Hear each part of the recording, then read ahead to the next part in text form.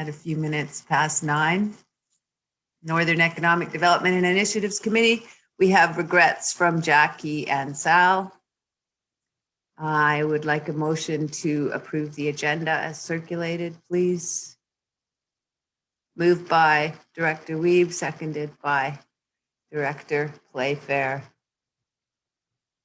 Any opposed? Carried. Item number 3 on our agenda is the request for decision resolution required pursuant to Ministerial Order number M192, and I would like to move that. So I need a seconder.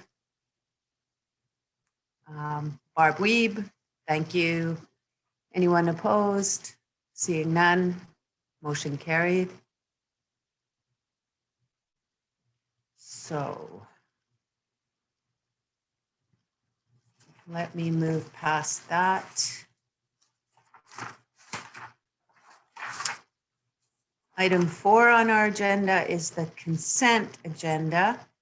And the only item in the consent agenda is the confirmation and receipt of minutes from our last meeting in January. Motion to approve the consent agenda, please. Barb, Director Weave, Director Playfair, anyone opposed? Carried.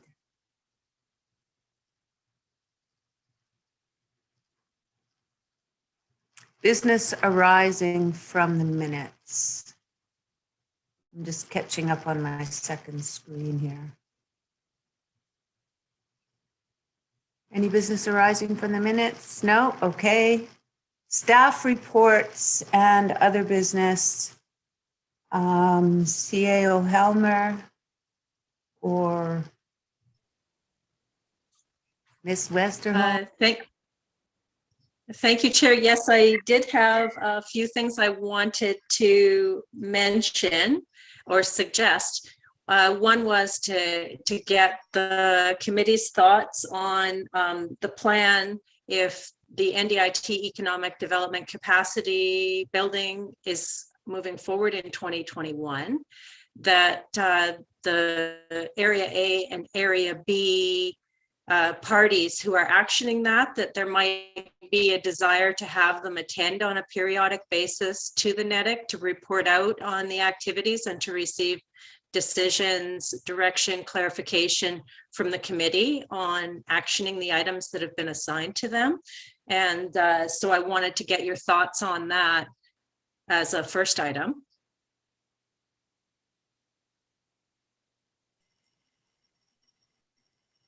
Okay, I think that would be great, but I think welcoming comments from the other participants.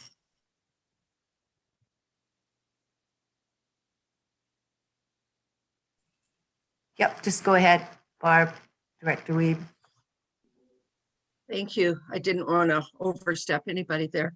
I'm finding I'm struggling a little bit going through some of this stuff, and I believe I'm going to speak for Councillor Hopful. I think we both are.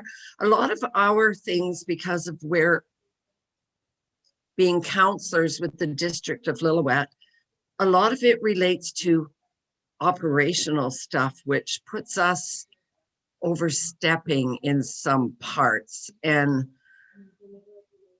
I'm kind of wondering if we shouldn't have Jeremy at the table with us at some of this stuff. So when you're saying reporting out and this, that, and the other, I don't want to be the one to make that decision, because I don't know where we are operationally on some of our things that we're doing. Hopefully that makes sense. I know, like, we operate differently than area directors. So I'm sure Melanie can relate to that.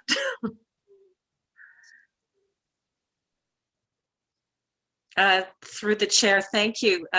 Definitely municipal and electoral area directors have a different way that they do things.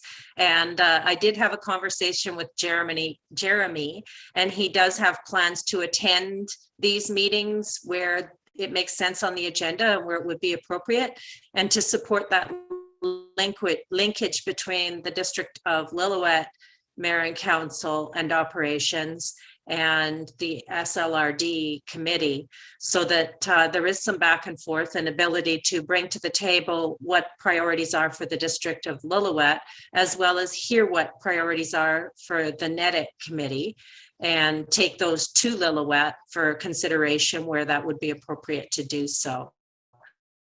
He was thinking he probably would not be attending this meeting when we spoke, but that he was hopeful to be here for the May meeting and be able to participate. And by then, the hope is that this working document that we're looking at again today, and that we're hoping to have kind of finalized, that then we would be looking at next steps for implementation, and that would be a very appropriate time for him to hear where the committee wants to go with that, and be able to then have that dialogue piece in place between the two entities.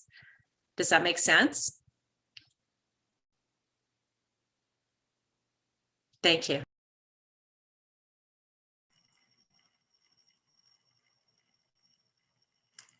So for the minutes, if this is appropriate, that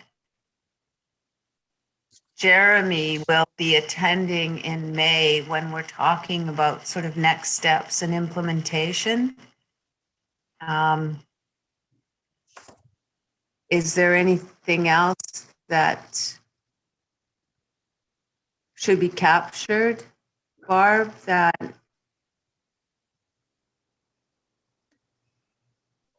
Not for that step, I don't think. I just, like I say, I'm reluctant on, as counselors, putting our feet in our mouths, which we can do on a regular basis on our own without help from the NEDIC committee.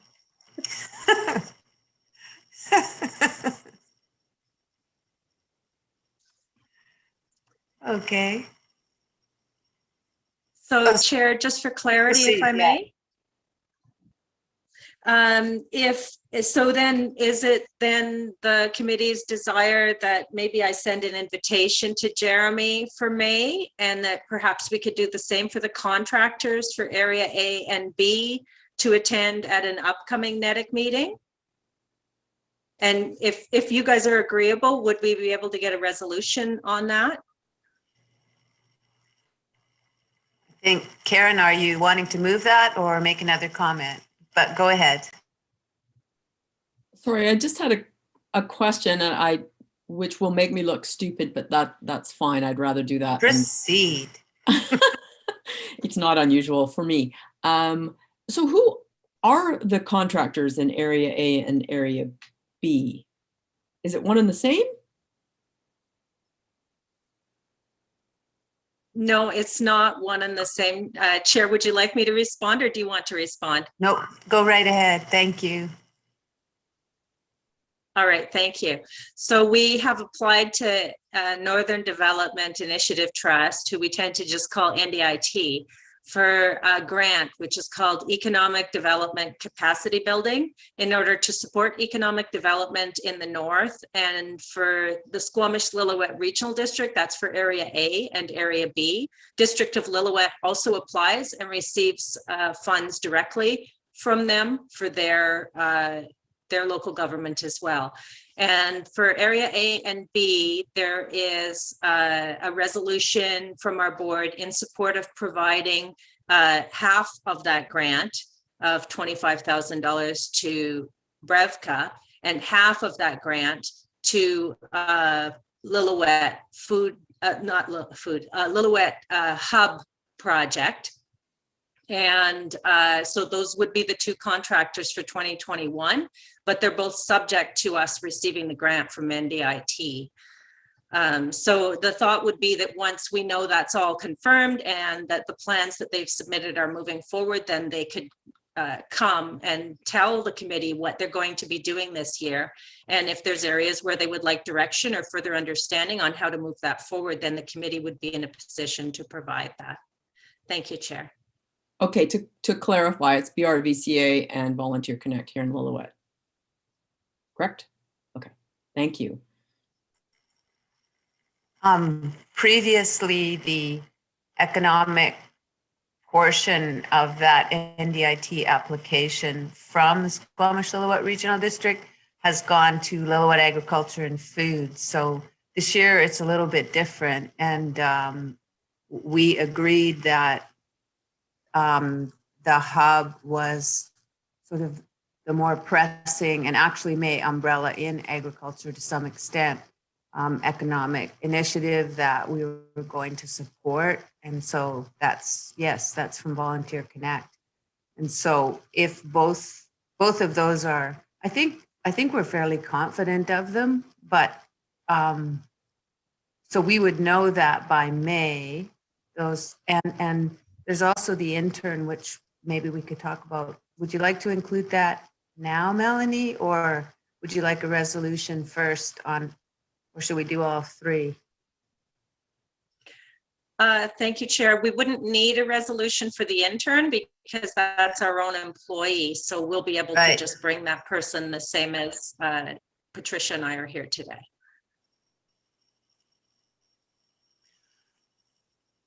So then that would be a resolution, and I guess we don't name people, they're not in positions, but just for those two NDIT funded contractors to be invited to our NEDIC meeting in May to hear about their programs, and also for this committee to provide them some direction.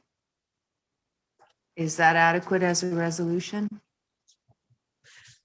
Yes, thank you, Chair. That's great. Is everybody with me on that? Yeah, Barb, are you seconding? No? Question? Go ahead. Do we have to include our CAO in that resolution, or will that just automatically happen? I would prefer it to be included. I know he and I had a discussion, but then it indicates that you are supportive of that as well as a committee. And that I think that will be important for him to hear. So let's amend, I'll restate the resolution to include CAO Jeremy as well. And I think I'm just going to switch to first names here, if that's all right with everybody. Okay, so that resolution is moved and somebody needs to second it. Barb, is anyone opposed to that? Motion carried. So that's good. We'll hear about the hub. We'll hear about the Bridge River Valley Community Economic Development. We'll have Director Sal here as well. Optimistically, Director Rasmussen. Okay. So that's good. That sort of sets the May agenda. Excellent. Were there other items, Melanie Helmer? Should we talk more about the intern program? Thank you, Chair. We certainly can. And the other thing I wanted to do was provide just a quick update on our strategic plan and where we're at with that for the regional district. Thank you. That'd be great. Okay, so for the strategic plan, the board has had 3 meetings with virtual and a desire to not have people sitting in front of Zoom for too many hours in a day. We broke it into chunks this year that did work with the schedule of the board members. And at this point, staff is looking to bring a draft to back to the board later this month for their review. And if everything's good, we will then be releasing that and we'll be able to share the outcome of that. It's really been positive, productive meetings, and it's going to be very helpful for moving forward for the remainder of the 2-year term of office and providing some direction and clarity for staff in prioritizing work. We're really looking forward to it. So we'll be happy to share that as soon as it's available. And on the intern, it is further, the approval letter is further down on the agenda at item 7.1. We're expecting that the individual will be starting in May at one point. We don't have the exact date yet.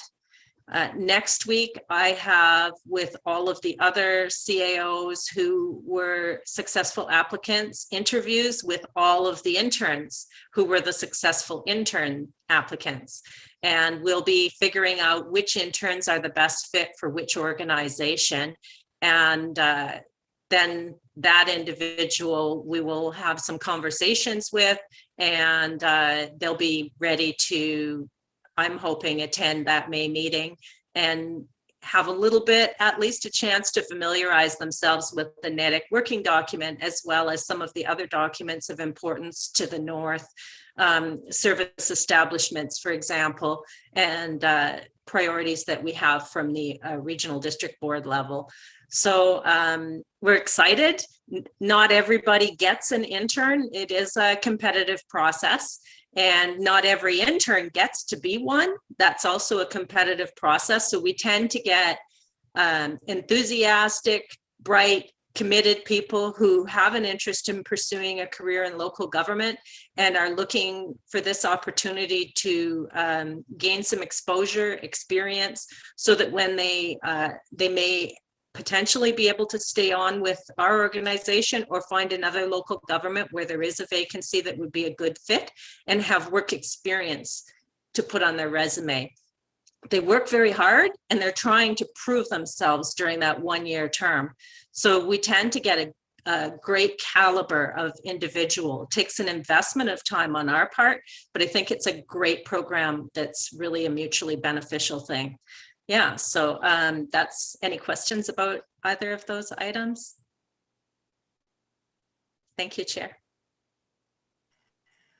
I'm particularly, thank you very much. I'm really excited about, well, all of it. I think there's a lot of sort of stars aligning here but the intern, I mean, there have been some jobs that, for example, I've been asking for a service area to be established for agriculture. Barb and I have both talked about trying to increase our funding for recreation, including the recreation center. And those are, in my mind, a couple of pretty big time-consuming jobs that just pertain to our part of the world that maybe will be appropriate for the intern. And so this person, because it's NDIT funded, is just assigned to the North, as we're known in the SLRD, which just kills me. We have to drop that. Maybe we could just say upper. I don't know. But we're included in Northern Development Initiative Trust, so that's worked out in our favor with this application. And yeah, hooray, kudos to Melanie and everyone for getting that through and being successful. So all those things are coming up in the spring. So we should be ready for that for May. Thank you. The community to community is obviously another really big job, but we'll talk about that a little bit later. And we'll just keep, did you have other updates though? I should be quiet, Melanie.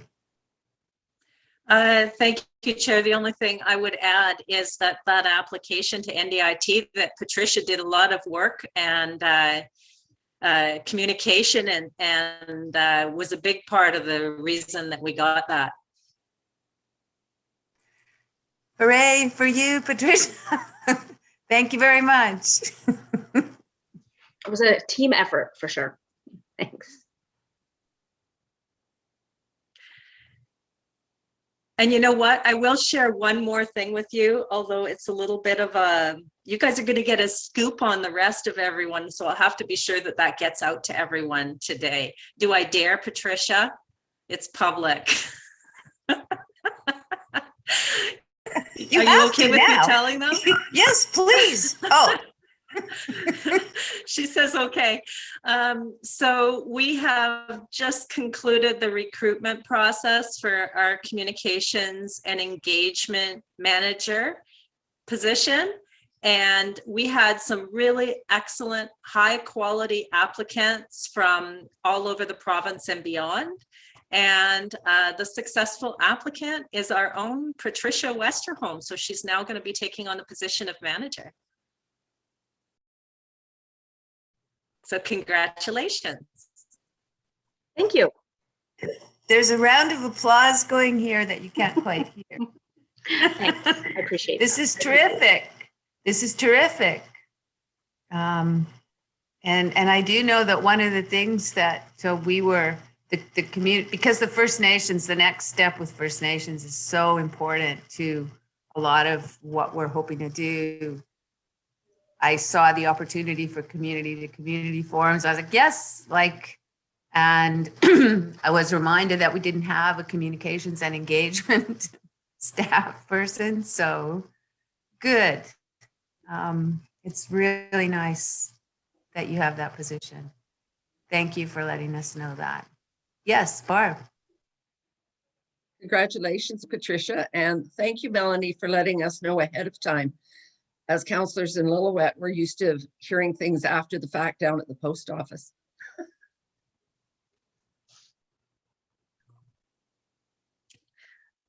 Well, I will be sending an email now to all of the board to make sure that everyone finds out on the same day, because we do try to do that. But we had, I was in a CAO conference yesterday, and so I wasn't able to get that information pushed out yet. So it's hot off the press. Great. That's all good. The next thing we have, well, where am I here? Roundtable. Chair, we're at 6.1, and I think that Lori had her hand up as well. And Okay. if you did want to do a roundtable to anybody else, this would be your opportunity as well. Go ahead, Barb. No, it was actually just me. So congratulations, Patricia. But I was just wondering, what will your role be? Like, can you just give us an overview of your job description and what you'll be doing with that? Sure. Melanie, do you want me to do that, or do you want to jump in, or what do you? Please go ahead, Patricia. Well, I've been working at the SLRD for the last 2.5 years as the communications coordinator. So some of it will, I'll still be doing some of that work for sure. And it's really, I think, just an expanded role that now can incorporate some of these other pieces that we haven't really, we had a manager who was on leave for some time. So we just weren't able to move forward with a lot of the things that we had been making some really great progress on. So some of the things that Chair Birch Jones has referenced, we'll be working on those. Hopefully getting some C2C events and some other things like that going. The economic development piece is a big part of this role, and then the overall engagement for the SLRD is a really big piece for this. So I've been doing some training with the International Association for Public Participation, which is a mouthful, and we really want to develop an overall engagement framework for the SLRD that will help lead us through all of our engagement projects in the future. So that's a big piece that I've been trying to sort of pick away at over the last 1.5 years. But really what this does is, with me moving into this role, then it allows us to just really fully staff the department. So we'll with those resources, we'll be able to just really move forward, I think, on a lot of the projects that we want to pursue. So we have an ad going out this week for the communications coordinator role that I was in. And we also have another full-time communications role now at the SLRD within the environmental services department. So it's a really exciting opportunity to make sure that we're all aligned as well, and that we can support each other. Trying to think if there's anything I'm missing.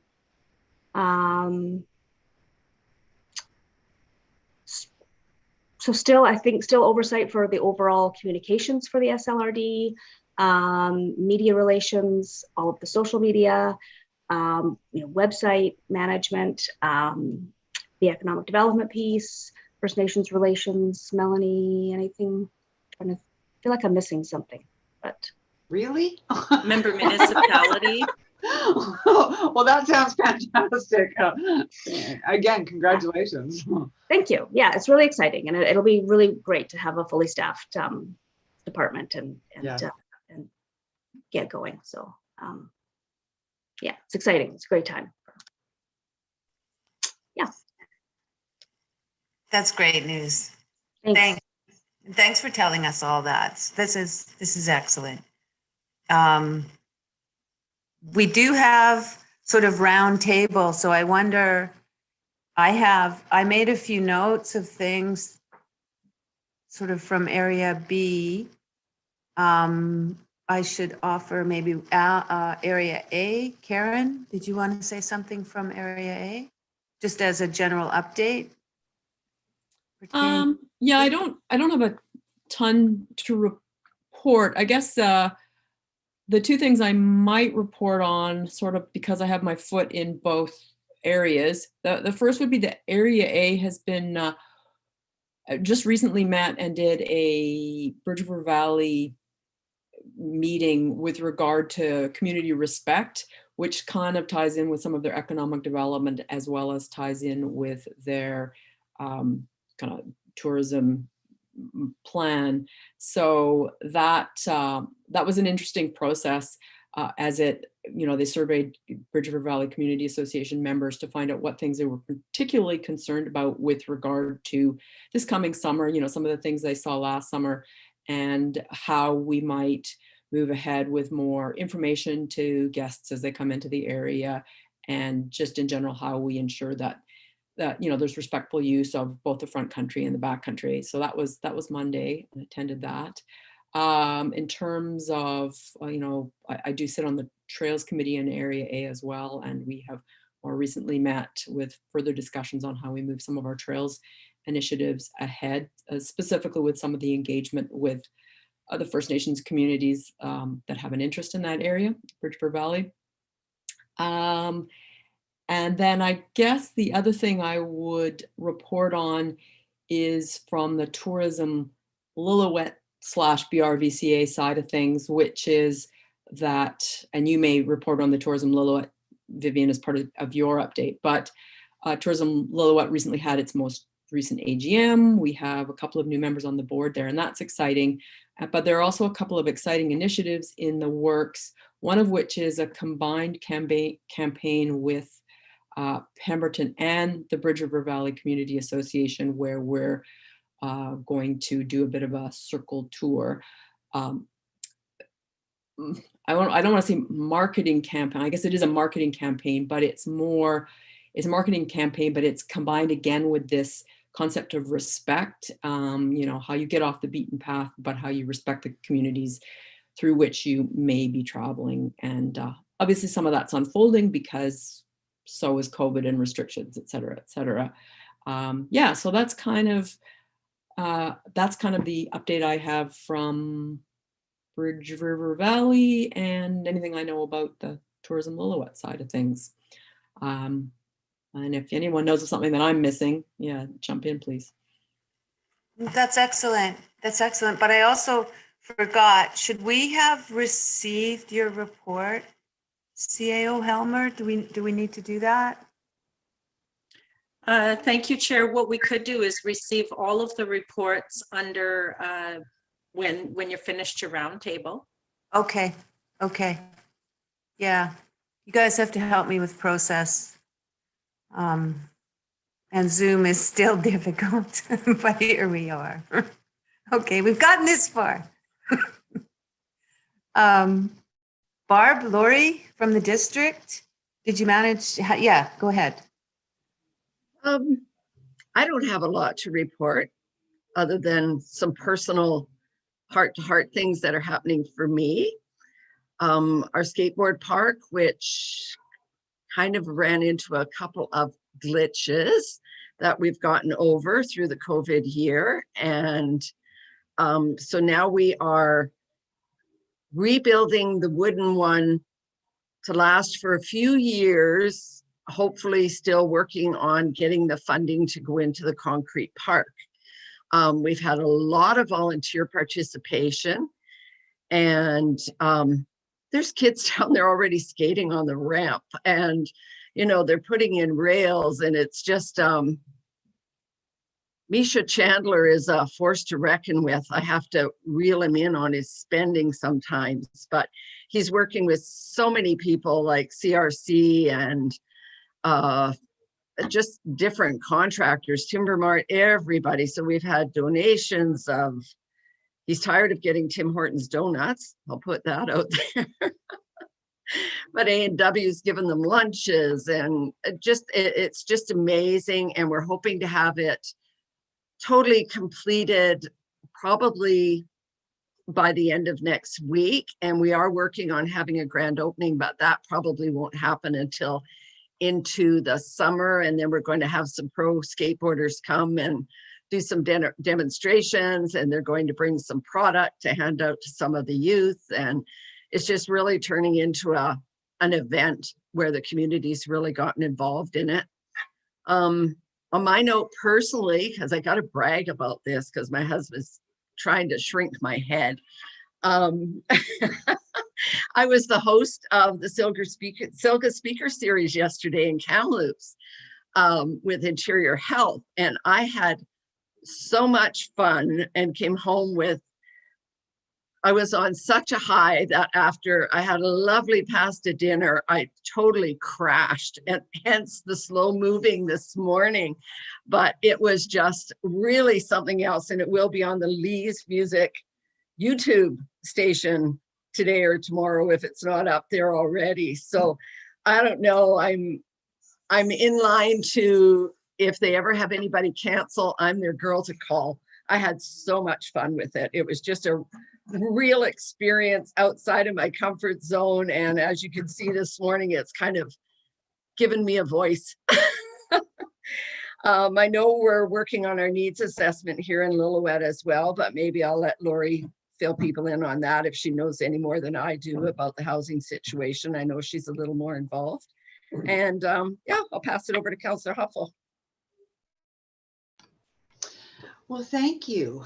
That's very exciting. Pretty tough act to follow there. Yeah, the needs assessment, there's not much to say yet about that. I mean, it's going to proceed. We're going to begin doing that. And I remember the SLRD when they came to the rec center, it was quite lengthy, quite entailed. And I'm hoping that part of our needs assessment doesn't need to be overlapped with what the SLRD has done, because they did such a great job. But I'll be talking to Jeremy about that when, you know, the contractor is actually hired and we begin that process. I'm always working on housing. I'm always working to find, you know, seniors housing or create something. But, you know, I just want somebody to throw me a bone and I will, I'm there. So I go after Interior Health, and I'm in discussions with the district office, and, you know, it's BC Housing as well. So like I said, whoever throws a bone, I'm ready to catch it. Other than that, we're just starting the finances. So like I said, tough act to follow there, Barb. Congratulations on your yesterday thing. Mine is not as exciting, but it is what it is. Thanks. Thanks. Indeed, yeah, it's pretty nice to hear that you're so energized by that, Barb. That's wonderful. So I just made a few notes thinking about what you guys might be interested pertaining to our plan and Area B and what I've been doing. And do you know that we got the facade improvement for between there? Okay. And something else that we haven't talked about much at this committee, but areas A and B, we do have the grant writer, Lori Reimer. Now, is she still also working for the district? So there's somebody else that, you know, we have in common that we should remember at these meetings. She's done an awful lot of good work. I know Sal's really pleased, and so am I. And there's a resource for us to be remembered. Sal organized a meeting with highways, and now he's working on a meeting with forestry. Sal is a force to be reckoned with.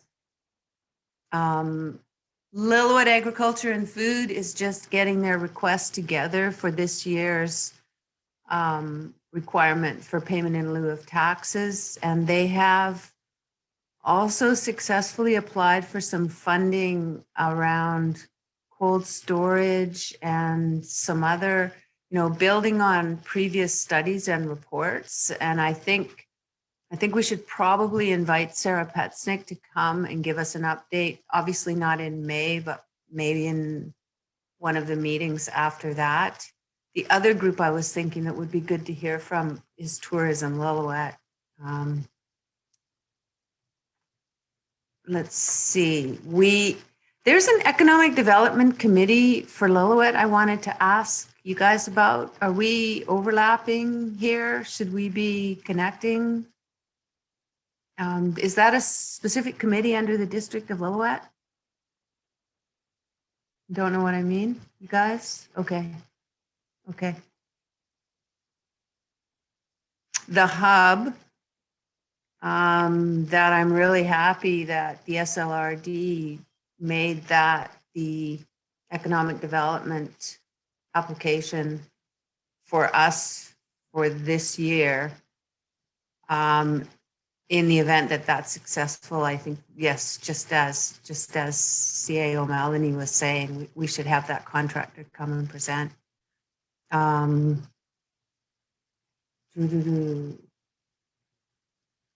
Thompson Regional Health Board meeting is coming. Oh, sorry, Lori, yes.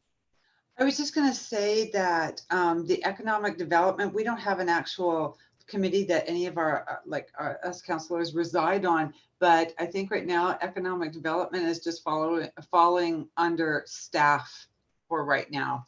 It used to be a position and that was under staff, but it was, as far as I know, it was not councillor driven that way. Okay, I just didn't want to miss something if it was significant. Yes, Karen.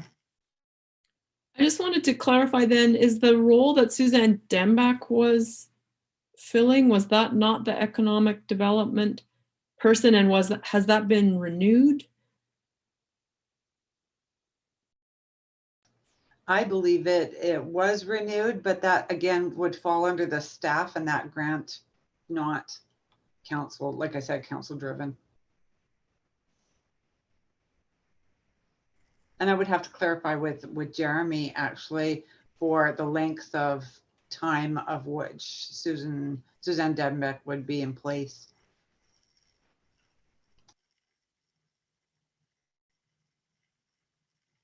So a question for Jeremy, and that would just come up at the next meeting as a natural.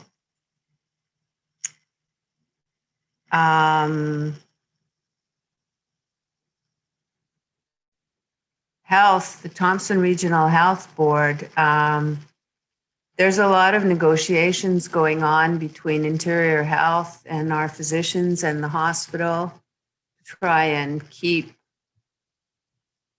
our physician complement healthy. And I think, Barb, when you and Sal and I participate in the board meeting at the end of the month, it would be really wise for us to put our heads together briefly before that meeting. I'll certainly be speaking up. I'd like your support and ideas.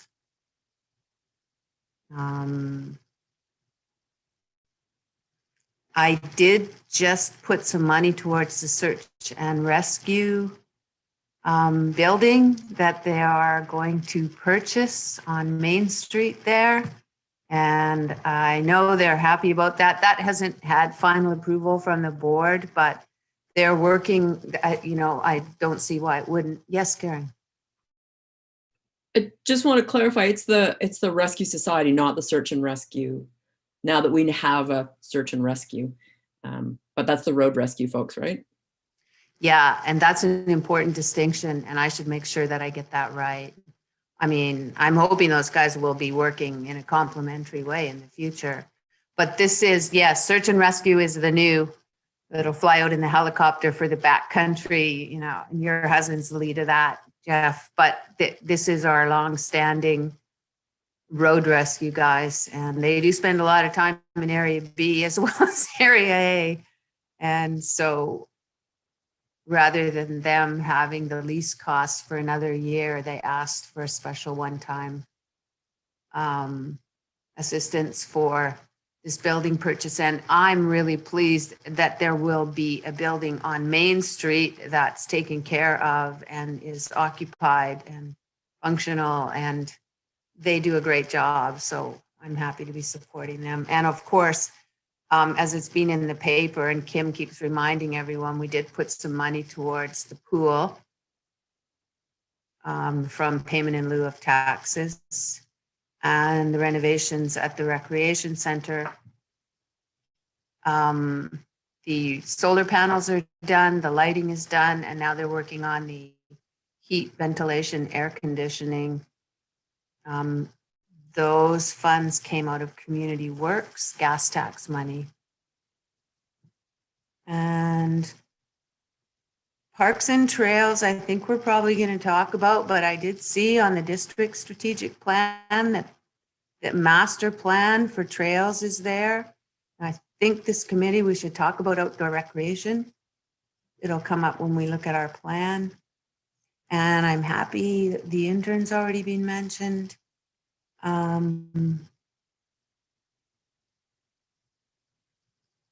One question I had for today, but I sort of floated it already with CAO Helmer, was I know that there's an opportunity to apply for community to community forum funding, but the first one comes up as soon as April 1st.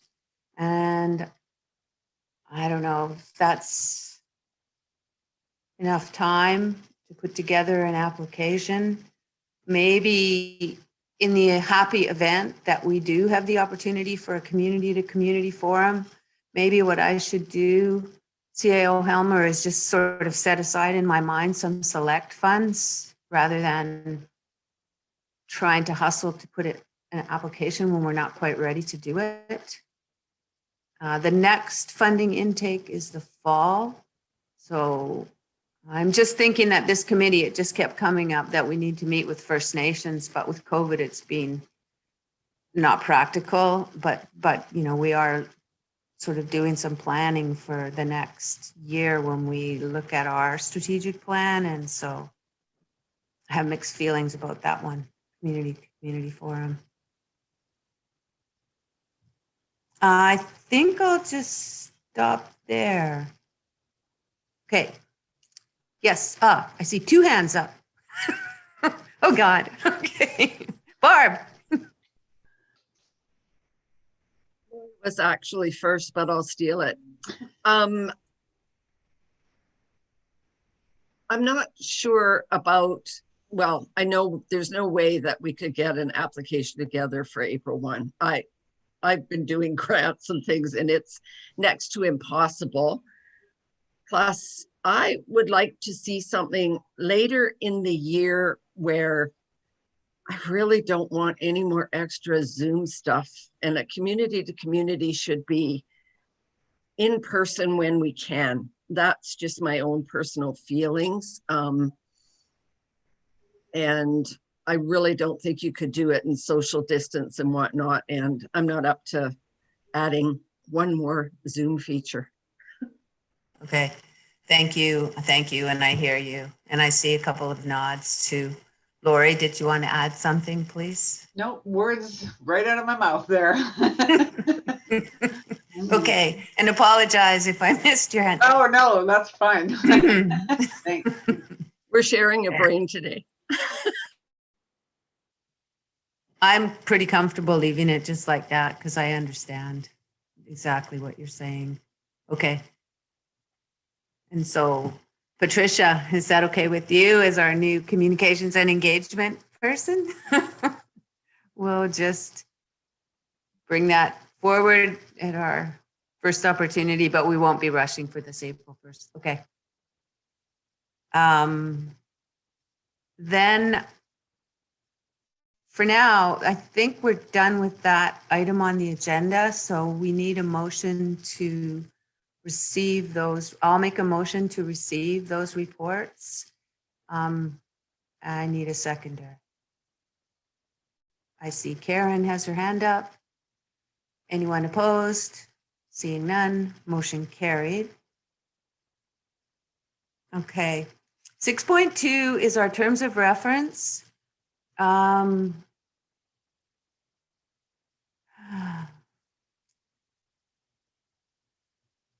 There's two reasons to look at these. One, you guys were asking me, what the heck are we doing? Why are we meeting? We're not getting anywhere. And I was like, okay. Let's just review the committee purpose. Develop and recommend strategies and implement plans, that support and enhance sub-regional economic development and so on. I think that's quite well written. Economic development and initiatives in the northern areas, A, B in the district, and what our roles are. I think this is exactly what we're doing. We're trying to look for opportunities for economic development and as a group see where we have, complementary, synergistic, explore, discuss, develop, to provide advice to the SLRD board, participate in economic development and renewal of activities. I'm going to turn this machine off. It's going to make noise in the background.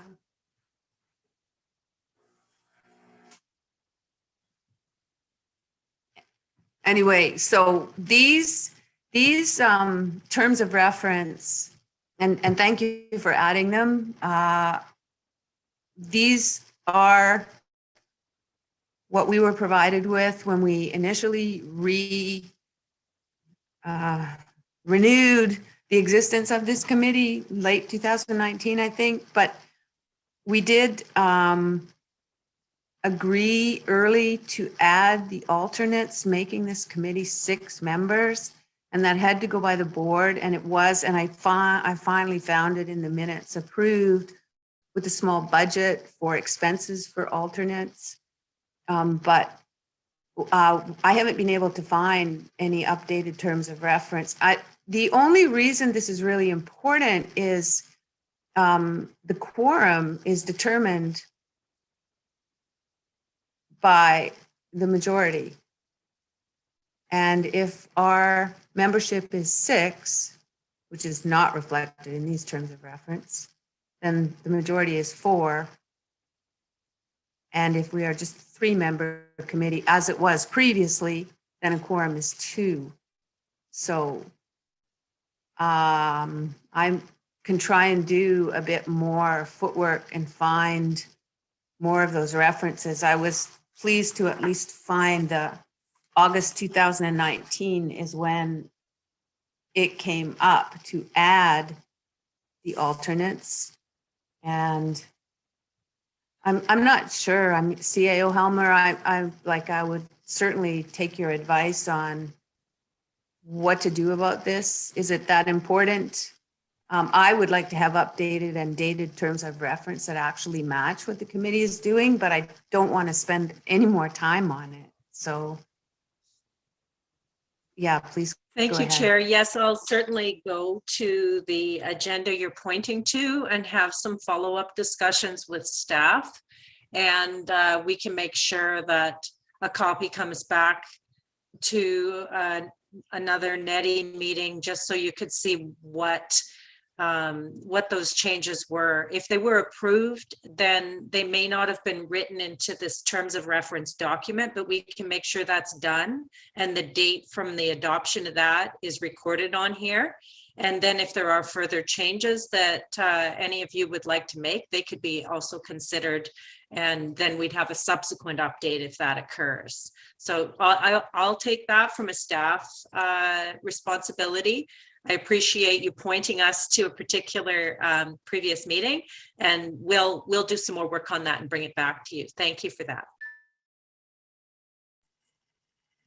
Thank you very much. That would be great. And going back, it did remind me that we did have a hard time sort of putting things together. It was Mayor Bussey, and we did have a meeting with then Director Jean Courchaine, and then we didn't meet, and then we did have a meeting, and then we didn't have Director Oakley attend.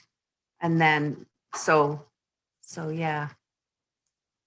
Sort of had a few stumbles at the beginning, but we did make some changes, and thank you very much. I'd like to update that and have a date on it in future, just as long as everybody understands the background. Otherwise, should we just move on? Do we need a resolution to that effect? That, yes, that staff will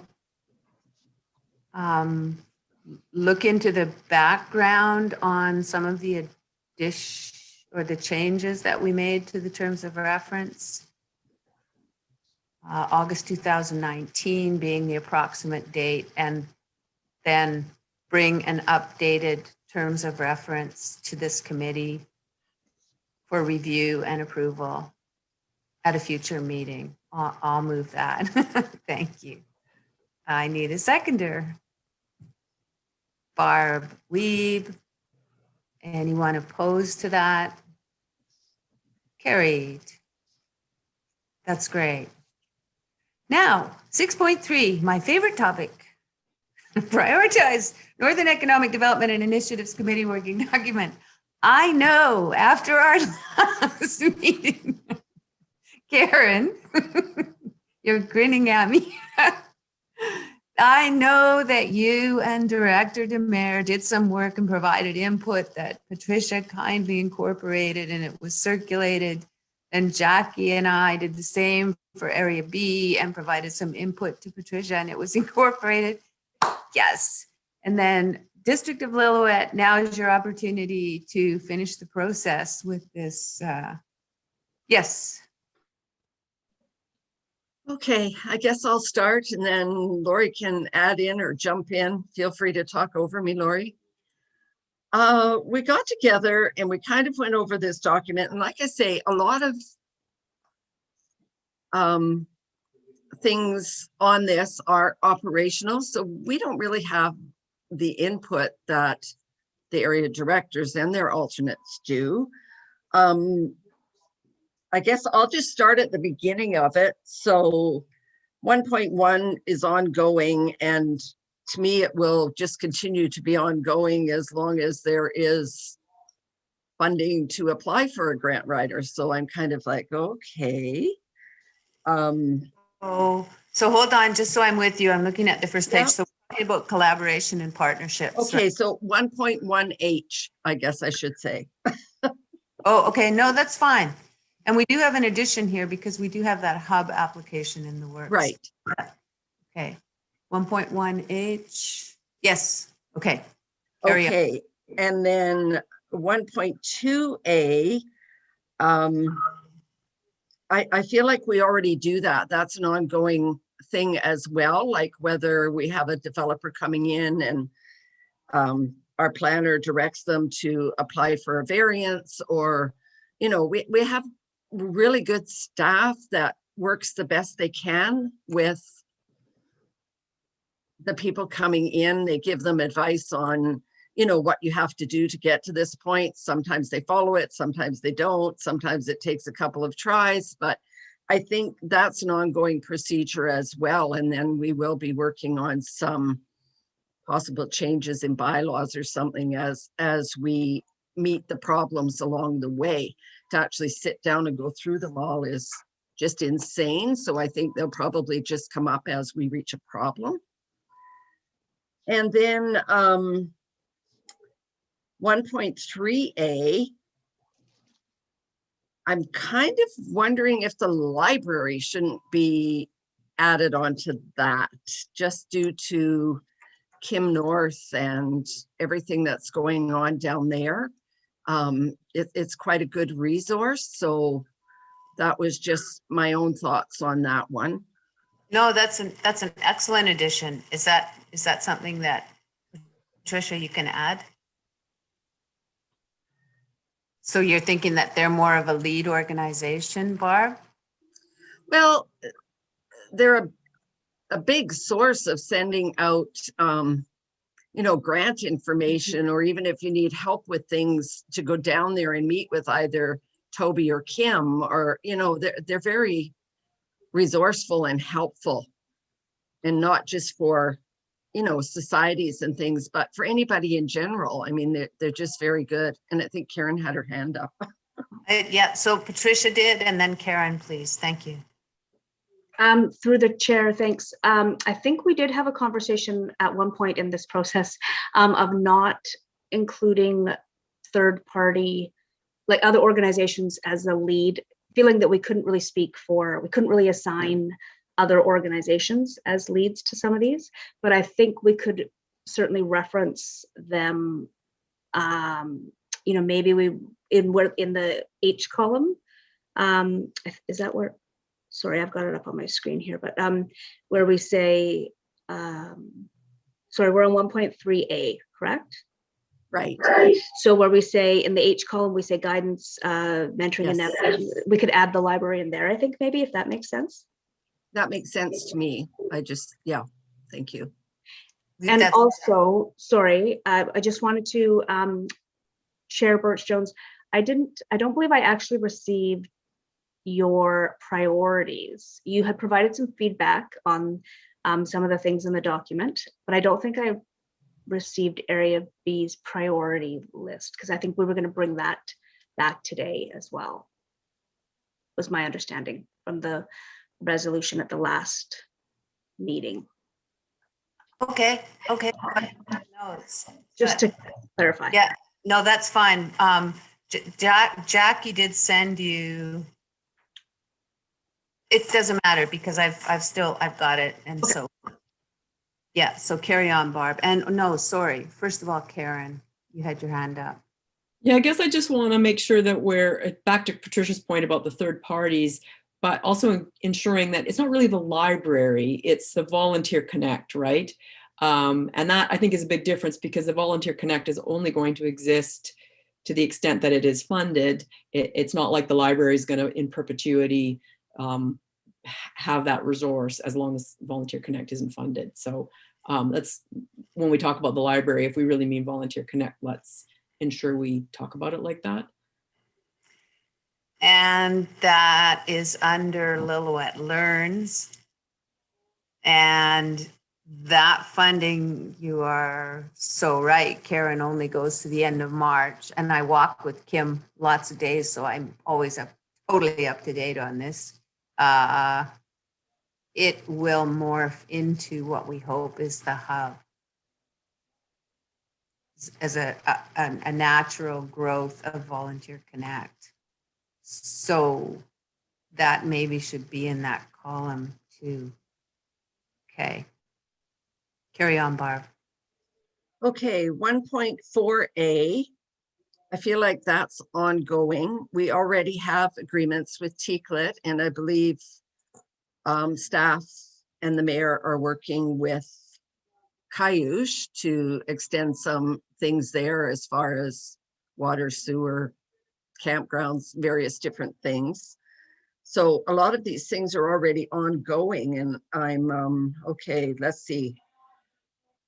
2.1A, I think we had that discussion in the SLRD strategic planning, and there again, it's ongoing with the extension to the Sea to Sky, and then things will trickle down hopefully to Lillauet or Goldbridge, Braylorn.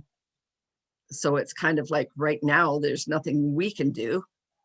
You know, we're constantly advocating for transportation. I can't even envision going to an SLRD meeting on the bus with Vivian and Lori, and we may be late. And then I'm going to jump down to 2.1E. That's ongoing, and the district does advertise on the shuttle and give funding for that. I think the COVID issue and had more to do with that not running than anything, that and employees, so to speak, due to the COVID. 2.1G, that's ongoing as well. We've dealing with interior health and getting more days, and yeah, And like I say, along with the SLRD, it would be great to have something going in the other direction down to Vancouver if people had to go there. Actually, you know, I'll interrupt you, Barb. Because that sort of reminds me, looking at which number were you just, okay, that you were talking about the bus accessibility, right? The interior health bus. 2.1G, yes. When I did bring that up with the Thompson Regional Health Board, I was referred back to the health planning table. And as you guys maybe know, that health planning table committee is currently working on terms of reference. And it's actually a little bit similar to what we've been working through in the last year. It's a group of people that are coming together on Zoom, and it would be so much better if we were all in a room together, but we're kind of slowly working through, and I'd say it's pretty close to finished.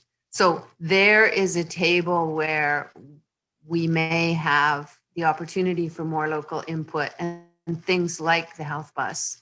And I have a whole list of others. We may have that local table as a resource for us, just so you know. And maybe that should be added as a, did you say the H column, Tricia, where? Yeah, we have a local health planning table now led by Interior Health with good First Nations participation. Currently on terms of reference. Okay, carry on. Okay, 2.1H. We are working on the airport as we get grants to fund the projects. So that as well is ongoing. And like I've said over and over, a lot of this is operational, so it doesn't really concern us on, I mean, it does concern us on council. We have to, you know, approve that they apply for the grants and things like that and the project, but it's, we're all for, yes, I think Lori's a real advocate for that as well, because it would be great to have the helicopter come in at night and, you know, if the lighting was there. 3.1A, that's ongoing as well, and it's basically operational. Then I'll jump down to 4.1A. Our OCP is covering a downtown revitalization.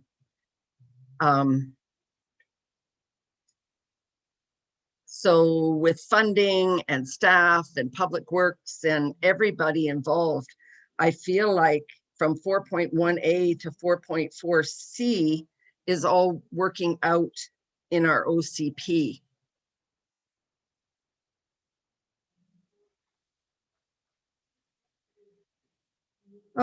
Then we go over to everything else in there I was fine with. I think Lori was as well.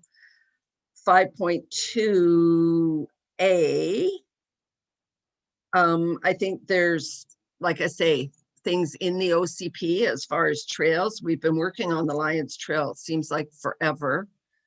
And so that part is ongoing, and I'm almost wondering if we shouldn't have First Nations on there just because of the, yeah, I really feel like they should be involved earlier rather than after the fact that we go somewhere we shouldn't, or now we need to ask permission and they didn't even know anything was going on. So I don't want to blindside anybody on that. Where am I So here? so Barb, is that an addition then to 5.2? 5.2A?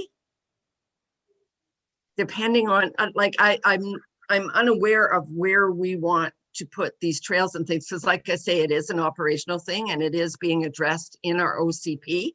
And maybe with that, they are engaging with First Nations. Maybe Area A is engaging with First Nations. I'm hoping.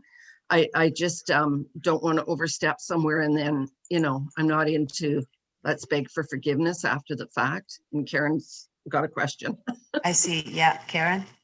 Well, I was just going to comment with regard to the trails any of the trails, and I'm not sure what it's like exactly within the district boundaries, but anything on Crown land, any sort of registration of trails requires First Nations consultation. That's just part of the process. So that is ongoing. Certainly anything I have to do, or, you know, working with my husband, Jeff, who chairs the committee for Bridge River Valley Trails, that First Nations consultation, I'm not sure, I guess that's implied in any trails work, that you have to go through the correct process with regard to consultation.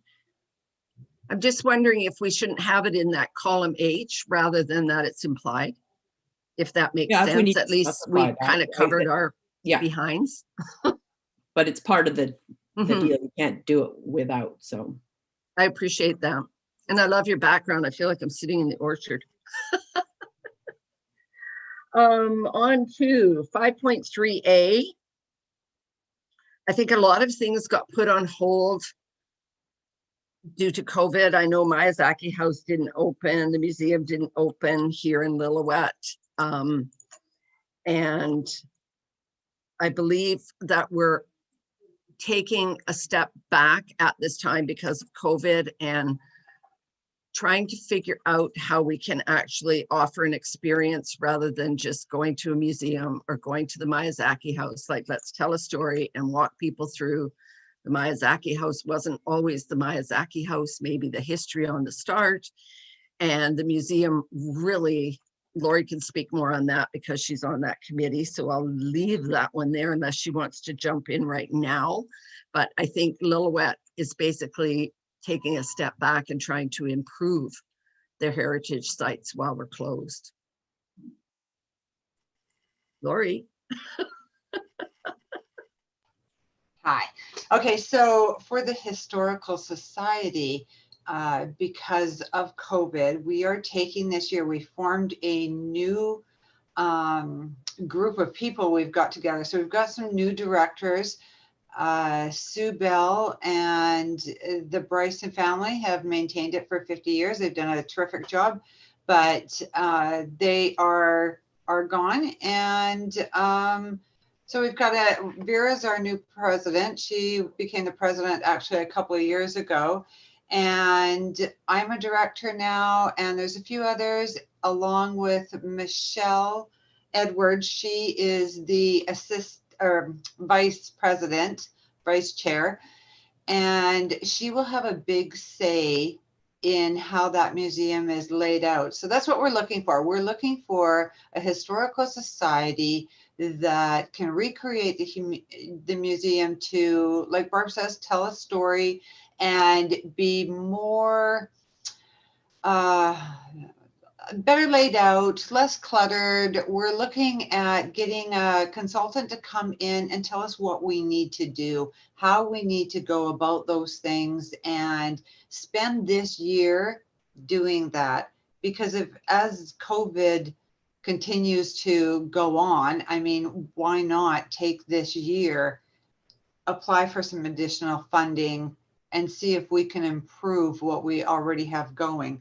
The visitor center will be continuing to take place as it did last year. So basically by the door.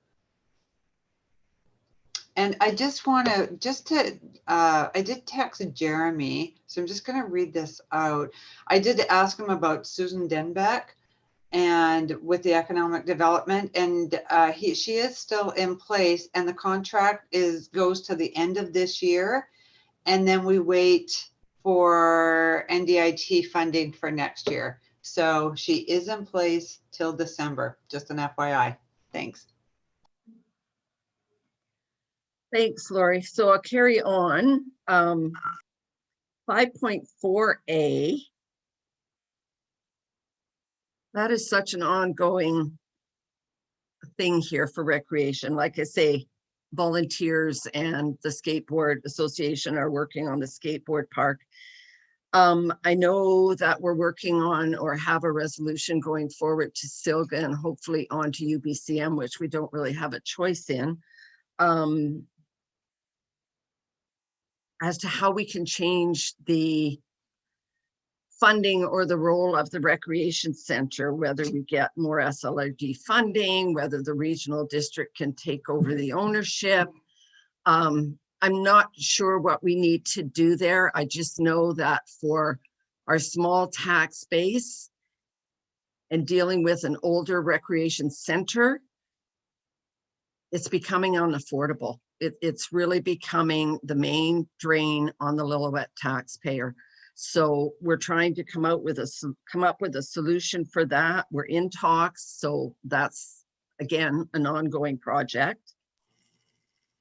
Barb, you and I have also talked to the senior finance, Suzanne LaFrance, Yes. and I expect possibly with the intern, but some way or another, we will be trying to increase the contributions from the SLRD towards the rec center. In the interim, though, I've been certainly doing that through Area B, some of the payment in lieu of taxes money and gas Oh, tax. for sure. And we're very thankful Yeah. for it, Vivian. No, but it's not like, I'm not looking for that so much as like in recognition of that need and also how valuable the facility is. And I mean, look at where they're at with the pool fundraising. They're sort of 63,000 already towards 200. Yeah. No small, but yes. Okay. It's amazing, and it does make a difference whether people move here or not. They see we have a rec center, they move here, and then they go, oh yeah, you have a rec center, but it's not open 3/4 of the time, right? So it's something that's ongoing and we have to figure it out. Let's see, where else am I here? 5.5A, Lori may have more to add to that. It's ongoing, the needs study's underway, and I believe First Nations is also working on some residential things. We do have residential development going on over by Highway 99, and a few other developments have been subdivided where they're going to move to, not sure, you know, or move beyond. 5.5B, I think, is ever changing. It's an ongoing, ever changing thing and is dealt with by planning and bylaws and as needs arise. Like I say, we have really good staff that's willing to work with people out there that want to do things. And from 6.1A to 6.2B, I also feel that we should have First Nations maybe in the H column there. And I think it's ongoing. And like I said previously, we're trying to come up with ways to create experiences rather than just, this is our history. So take people for a walk through history or whichever. But like I say, that's something that's being figured out. And I just feel like that whole clump can maybe be grouped together, but other people might have different ideas on that. Then I'm going to skip over to 6.4A, going right into 6.5B. And Patricia, are you okay with how this is going? Okay. All right. I'm sorry, Patricia. No, I should have no, gotten carry all on. this. I should have gotten all this to you prior, and it's just been busy and crazy. And like I say, my head got overblown. This is fine. Great, Thank you. and Carry taking on. lots of notes and getting it all, so it's good. Okay, so 6.4A to 6.5B, I feel is another clump where we need the funding to be able to do a group programming to educate the students, because usually it's through the summer grant program, I believe, that they do the Tourist Information Center and the museum, and I know it is for the Miyazaki House and different things. Not sure how it works in Goldbridge, but I'm kind of, if that's the way that we all work, then every year there would have to be an education program, so to speak, to cover all the areas, because you never know if you're going to have the same students back. Lori has input. Yeah, I had a Lori, and I think- question regarding the 6.4A, where it says ensure visitor center in Lillooet and visitor info booth in Goldbridge are knowledgeable of experiences throughout the Northern SLRD. So to piggyback on what Barb is saying, who is providing that education? Where is it coming from? If it changes, and we want to add to it, who is responsible for that to filter that down to the people that are actually giving that information to the tourists? Well, That's it's a- kind of my question as well. Like, I know BC Destinations, they have to go through a couple of Zoom programs or whatever, but that's just in generalization of how to be the tour booth operator. It doesn't really give them the education of what's going on in Goldbridge or Braylorn or, you know, anything about mining or, yeah. So I don't know where that education piece would come from. I mean, it has to be someone fairly knowledgeable that's been in the area for quite a while. Well, I think, and this will be me speaking without being entirely up to speed on this, but I don't believe they use summer students. I think that's the Bridge River Valley Community Association staff. And that's where and I don't think they were open last year due to COVID. How the education piece works, I'd have to check in with Debbie DeMare on that. But I guess I'm sort of, as we're going through this, looking at this, thinking we're intending to put our priorities on this spreadsheet, correct? And I was looking at and so are these updates saying that they're the priorities moving ahead? Because I was looking at the strategic plan for the District of Lillooet, and it almost seems to me like those would be the priorities, because those for you guys, because that's what you got in your strategic plan.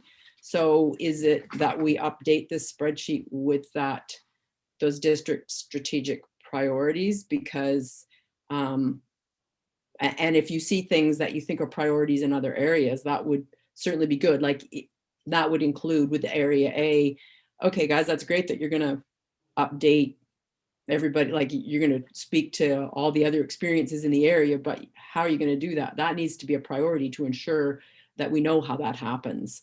I don't think it's one that we had flagged as a priority in area A, but it certainly is important. I don't know, maybe we did, I can't remember.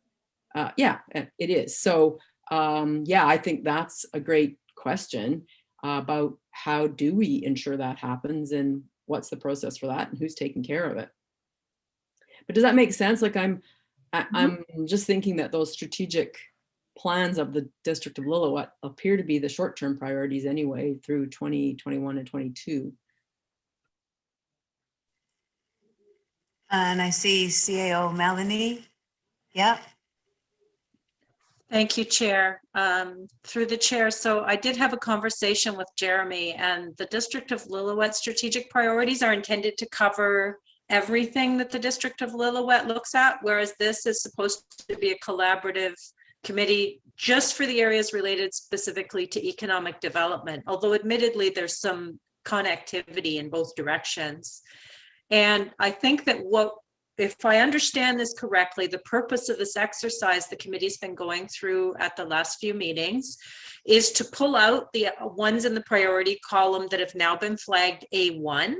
And once we know what those priorities are and we have an agreement, a consensus on where do we want to focus, we'll then be able to take each of those items and say, how can we move forward those priorities? If these are our top priorities, and now we're going to have an intern, which will help to provide the capacity to action some of these things. Should it be the RD? Should it be Lillauet, in which case Lillauet Council is going to have to consider that? Should it be another group, in which case we can request, and if we provide funding, we may be able to direct. But that's kind of the next stage. That's why we couldn't just action everything, because nothing had moved forward because we'd have so little capacity to do anything. So we're looking at, let's take the highest priorities. We'll look at then actioning those items. And then if we succeed at all of those, we can turn our minds to other things. Or if things come up that we don't expect, then you could turn your mind to that and say, are we prepared to bump something else to work on this? Or what does that look like? So really great questions. But and please let me know if I haven't understood that correctly, but that's my understanding of the exercise we're going through and what we're going to do next as soon as we finish this. Thank you, Chair. Sorry, my husband's phone's ringing here. Lori, do you want to carry on? Sure. Okay. All right. So what do we have? 7. Okay, so actually, just before we carry on, so just to reiterate, those ones that are marked area A1, that will mean that we will just, after we're finished and we've got this spreadsheet established, we will come back to this and figure out how we're going to actually make this initiative roll out. That would be correct. And if there's anything else that Area B or the District of Lillauet wants to receive the same level of priority, then they would be added in there as well. Okay, thank you. I had another question about agriculture, 7.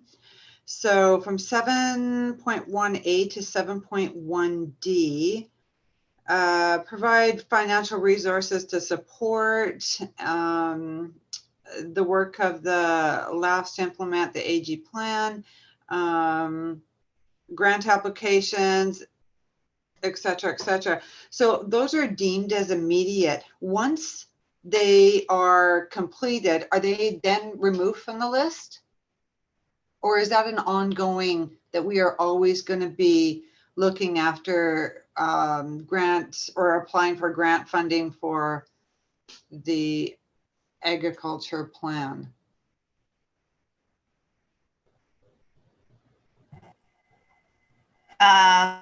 Before I became a director, the SLRD invested considerable good energy and community input into developing the agricultural plan.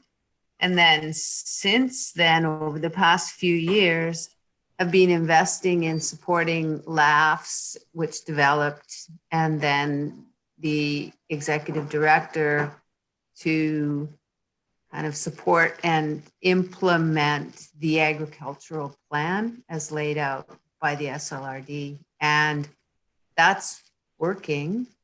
There's some considerable progress through the work of Lillooet Agriculture and Food and all the farmers and the executive director and everybody else. So that is kind of in progress. It's coming along quite nicely. I think it's still a very important economic driver. Karen, did you want to add something? I'm not sure if I'm getting at the question properly.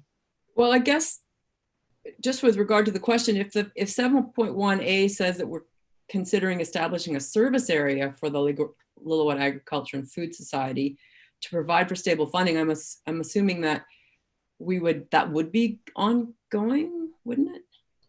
See, that was my thought too. Yeah. Sorry, that was my thought too. Just because support grant applications, like I agree with you, Vivian. I mean, what the program has done is fantastic, and agriculture is our, to me, part of our future, right? So to have it as immediate, I'm just wondering, when we have something as immediate, it's fulfilled, then should it not be ongoing? But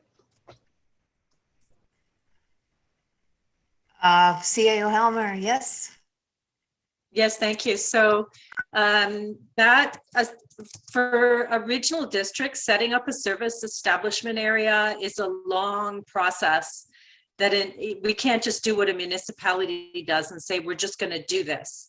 So that involves drafting a bylaw. It involves getting electorate consent from the individuals who would be taxed. It involves sending it to the province and getting the province's okay, because regional districts don't actually collect taxes. It's done by the municipalities and the province for the rural areas.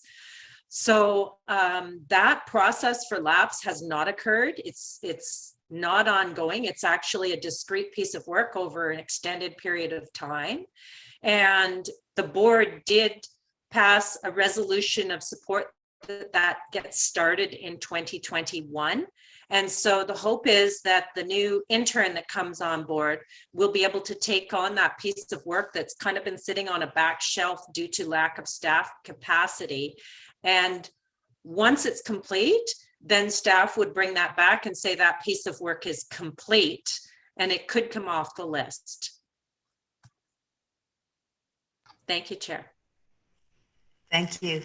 Yeah, you go ahead. I mean, agriculture will remain an important priority. Yes, Lori. So, okay, so let's take 7.1B and C. Support grant applications made by LAFs to other funding bodies, promote local products, buy local programs, support weekly farmers market and other events that showcase local farms, you know, that kind of thing. I just wonder why it says immediate. Like, I would just think it would be ongoing and always. I believe that immediate refers to the timing. Like all of these things are ongoing and stop, start, and so forth. I think what we were trying to do there was put it in a priority. And so this has more urgency to it. Yeah, I just don't want somebody to look at this spreadsheet in 2 years and go, oh, well, that was immediate 2 years ago. You know what I mean? I wonder if this is going to be a long-term spreadsheet for many years to come as a guideline for what, you know, we're doing within our area. I just think that things like that would be not immediate, but it's just a word. It's nothing to get hung up on. I was just wondering. Thank you. Okay. Other comments from you guys? Okay. I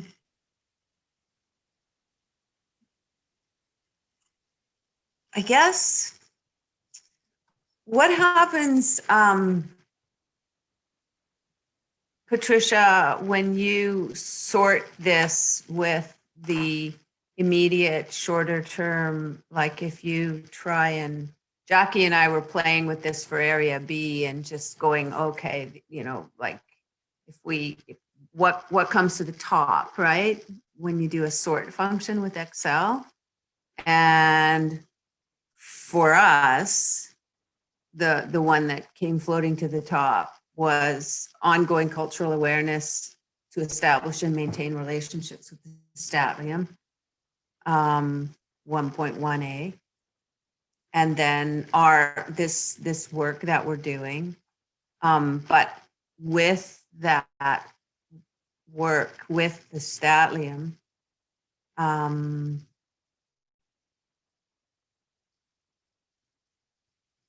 identify specific opportunities and deliver measurable. But these are things that would come out of the discussion.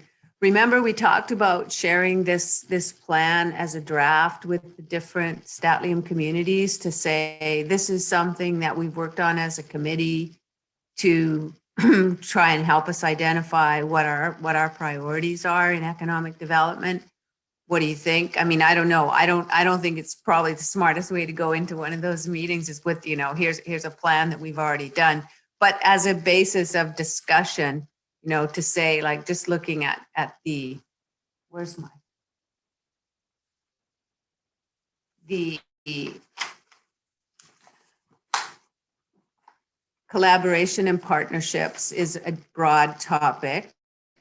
And what we're currently doing there is the application for the hub that's grown out of Volunteer Connect, out of Lillauet Learn, out of the library. But that's certainly bringing all of the nonprofit and volunteer sector together in a nice way. That's kind of what we're doing in collaboration and partnerships. And then access and transportation, you know, what we're doing in those broad categories, talking about those things as a committee, right?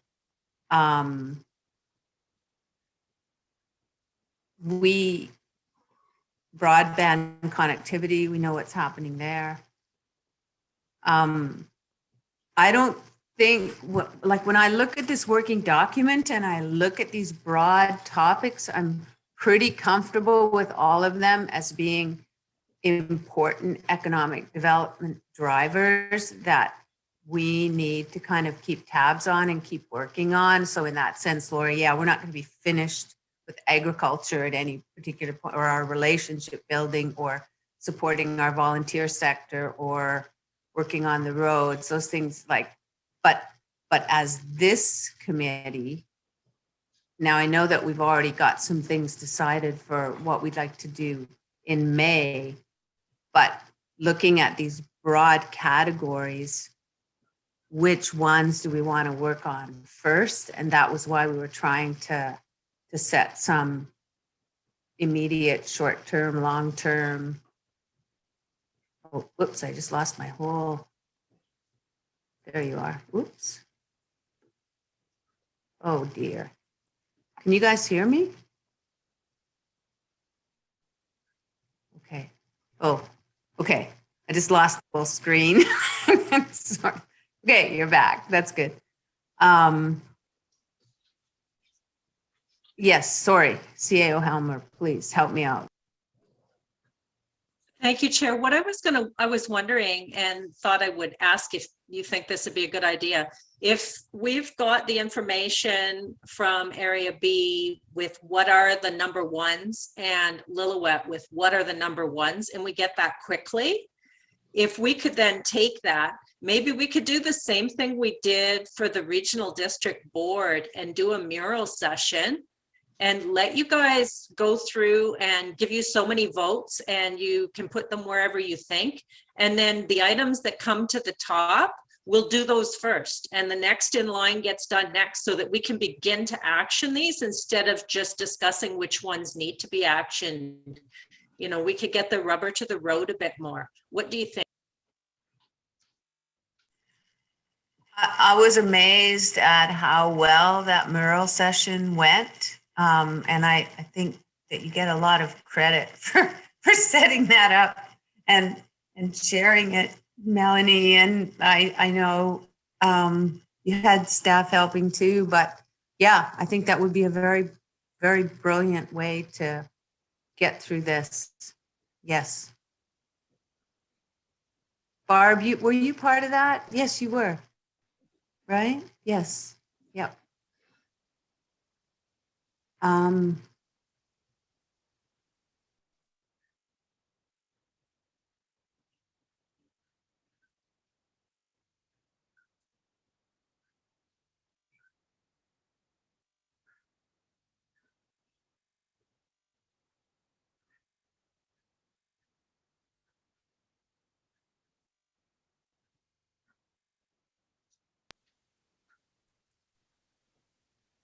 Okay, so sort of having said that, should we have a resolution to that effect then, as an action item?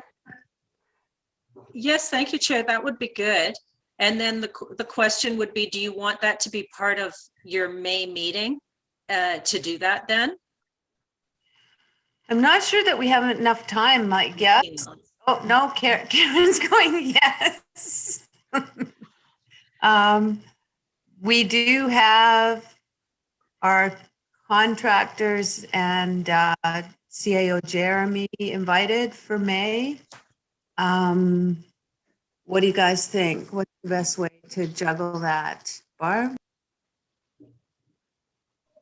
I'm good with that. Like, I think our main priorities are, and I believe Lori and I are all on the same page with this, is getting our tourism facilities into a upgraded experience, so to speak, to share that. And with the OCP, the revitalization of Main Street. And I think with the tourism thing, it does cover like educating who's there to do the job and whatnot. So I think those are two main priorities for us. You know, the development and all of that comes in under our staffing stuff. So, I mean, the two that we could actually have any input on, yeah, she's on the Historical Society and I'm on the Miyazaki House Society, and the two are kind of collaborating together a little bit. And if we bring in the Bridge River Community Association and whatnot and get that education piece happening, yeah, so I think we could stick it in there somewhere in May. Karen, I see Karen and then CAO Melanie. Yeah. I guess I'm going back to the District of Lillooet strategic priorities for 2021, 2022.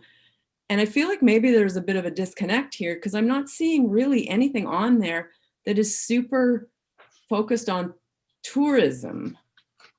So if that isn't the case, is that going to make it hard for that to be a priority for this Economic Development Committee?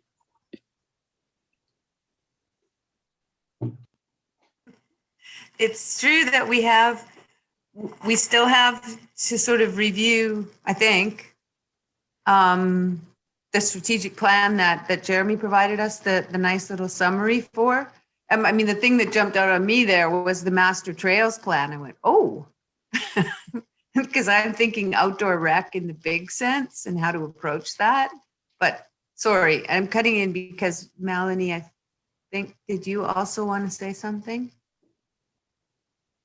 Thank you, Chair. I just wanted to actually ask a question back to the two Lillauet directors on which items the Miyazaki House and that, if there were specific items on this list, because if there are, we'll mark them as a 1 so that they're included on the list that gets brought back.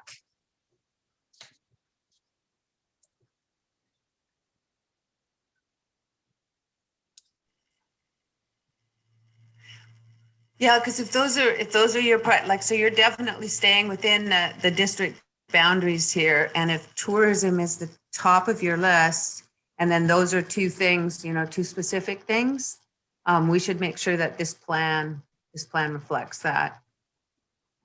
Yeah, Lori?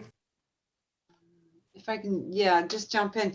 I think that with our strategic plan, and our main thing is our OCP that is happening right now. And when we look at the Historical Society, the downtown revitalization, and the trails and all those things revolve indirectly around tourism, or will, enhance tourism. So without maybe saying one particular thing of being as our guiding principle of tourism, we get all these other things in place and build it and they will come, right? But we can't really enforce tourism as our main goal if we have nothing for them to see. So we need to revitalize what we have. It needs to be updated. We need to work together. We need to do a lot of work before I think we can say, okay, tourism is our number one thing. We just, yeah. Barb? I think the disconnect again is the way the district works differently than the areas. So when council did the strategic planning, including staff, and it would be a little bit of a variance, but then each councillor also has their groups that they're involved with, which breaks us out into the tourism aspect. So it may not be a strategic plan for the whole district, but it's a strategic plan for council. It's really difficult to explain. Like I say, we get our fingers slapped all the time for being in the wrong area of where we should be. Hence, we're on these committees to get things happening. But I think that's where the misunderstanding is coming from. Hopefully when Jeremy's on here, he can tell us, you two ladies need to stop it or move forward. Because they are projects that we do individually, outside of our councillor role. Okay, thank you. That's helpful. Could I just ask a follow-up? Okay, so if we're looking at that then, would that be if you looked at column B of tourism, 6.1, create an anchor experience and compelling reason for visitors to stop and stay multi-nights in Lillooet and surrounding communities? Would that be kind of where the priority would be?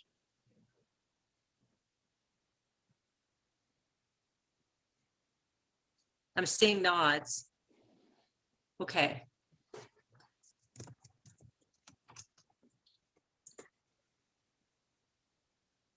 Okay, thank you. That's helpful. And I'm hearing that tourism is your priority and that consequently the revitalization of downtown and these two, the Miyazaki and the Historic Society and the Visitor Center, those are all like things that need to be worked on. That would be sort of what you would put at the top of the list, Barb? On my part, I would, because I think other than small business, tourism is an economic driver here in Lillooet and probably in the Bridge River Valley and whatnot, even though it's seasonal and this, that, and the other. If we could expand it into all year round, that would be great. So yeah, I would definitely say it's a priority.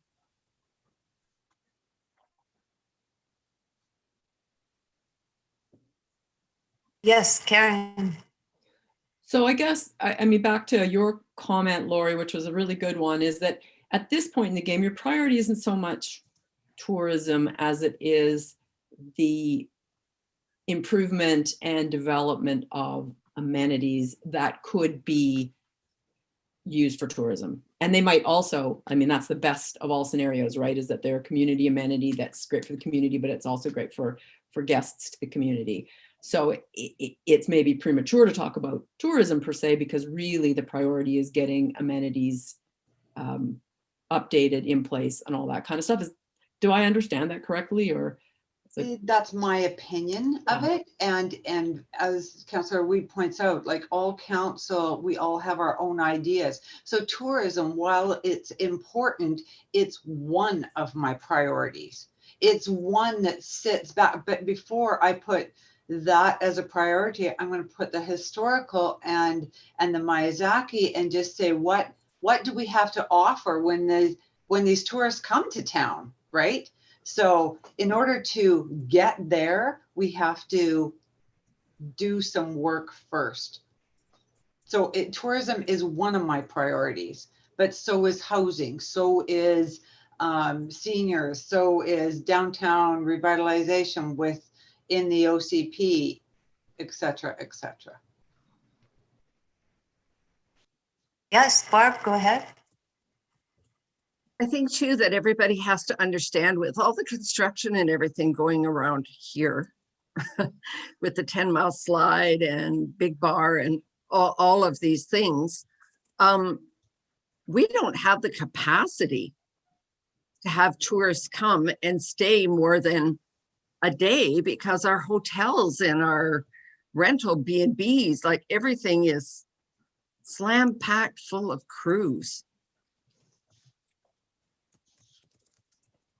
And can I also add that we are, like, one of our plans is to enhance our campground to have year-round camping in there. So if we can create some year-round sites, then we can create some year-round camping. And again, that just enhances our tourism. But like Barb says, we have no place for anybody right now too. So it's all a matter of a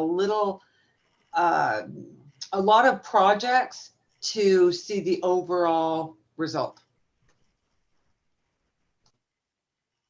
I'm with you on the camping, and I know Sal is the same area, A and B. We've both been conveying to rec sites and trails that not only do we like those sites, we would like them enhanced. We would like more of them. There was an expansion process going on actually up at Quatlinomo Lake. That's a bit on pause with some discussions going on with cabin owners and Hacklip, but I think I've given a very strong and firm message to rec sites and trails that we definitely need those places. We need them to be open, and we'd like them to have a higher level of service. But this is all, these are things. Karen is on the Lillauet Tourism Board. I thought we would be inviting Tourism Lillauet to this committee to have a discussion around tourism. But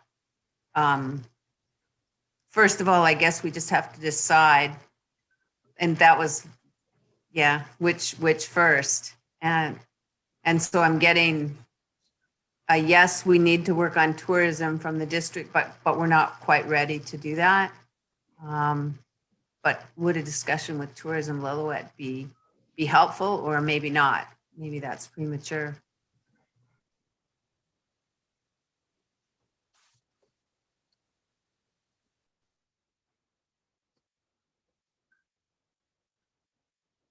I'll jump in. A lot of our plans are within our OCP though too. So I think we have to determine when and where and how long that's going to take us to carry out that before we can make any plans with anybody else. You know what I mean? Okay. So what about the municipal objectives that now the one that I printed that Jeremy provided, the print is so small, I literally can't read it. But I do believe it's part of our package here today.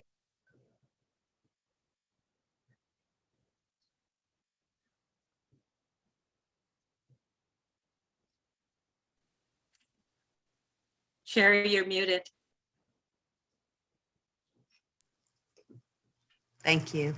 I just was bringing the 2021-22 municipal objectives up on my screen to see.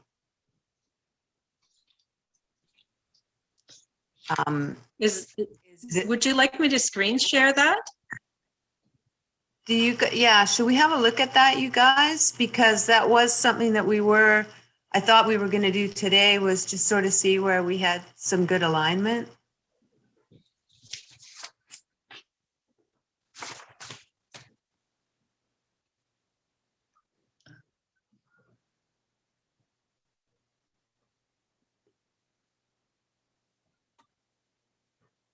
Is that working?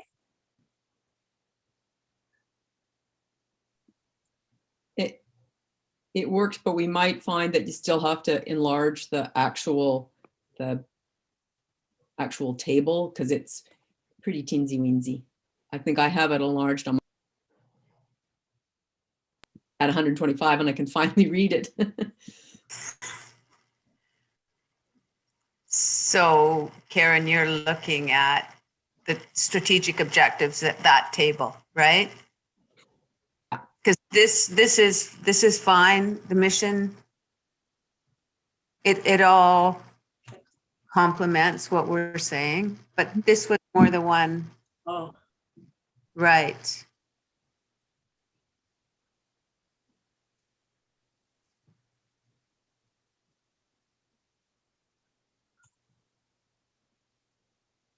how's that for size? I have it on my big screen, so I'm okay. Lori, Barb, Karen. I'm good because I have it up. So this is 7.2 on your agenda, just to point that out. And that's what I'm actually doing, is screen sharing that item.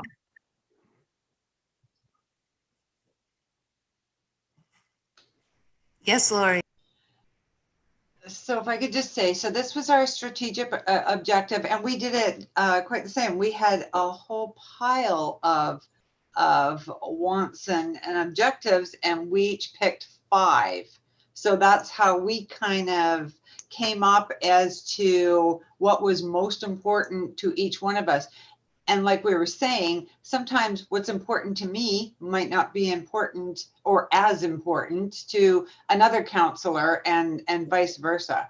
So we put all of these, what we wanted to see, all of us together, including the mayor, of course, as our strategic plan in the next 2 years, and how that's going to roll out. So then you'll get your target completion date.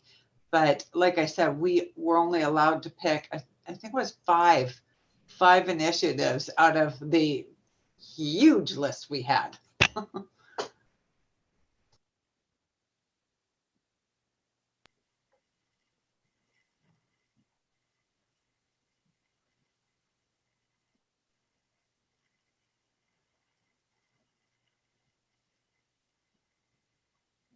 See, I think probably I look at this and I'm just looking for alignment. I see lots of things that are complementary to kind of what we've outlined in our plan. That's what I'm looking for here.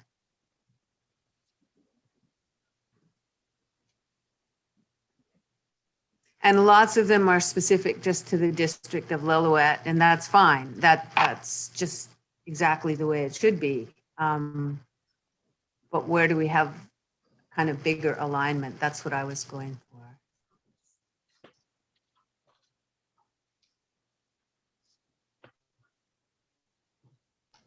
Well, I actually think we have a lot of alignment when you look at our majors, like the rec center operating fund management, and parks and trails, outdoor recreation, swimming pool. Like, I think we have a lot in line with what our spreadsheet within the NETIC community or committee has as well.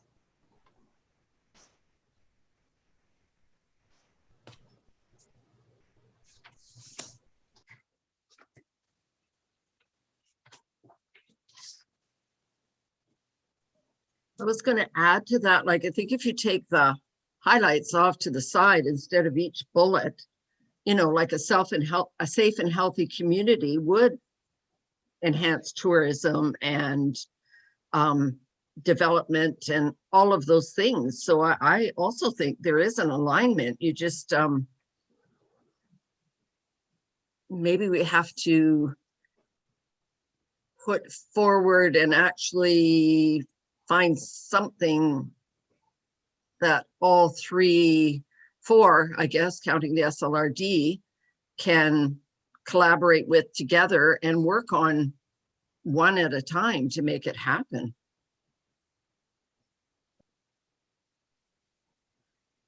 So yeah, so that's, and we were trying to just sort of float some up to the top as goals for this committee for this year.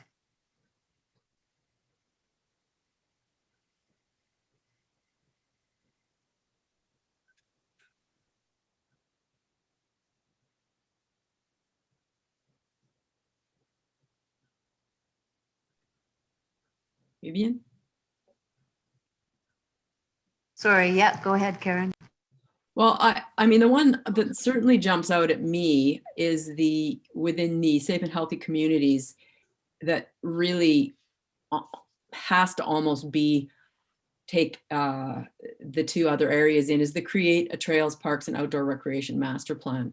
I think that's critical to all three of our areas. And not only that, it's a real overlapper. And whether that's for, I think there's a huge economic benefit to having that master plan in place. So I certainly feel like that's I don't know, from a personal perspective, that's a great place to start. Obviously, you need the money to do that. So we need some guidance on how we might fund that.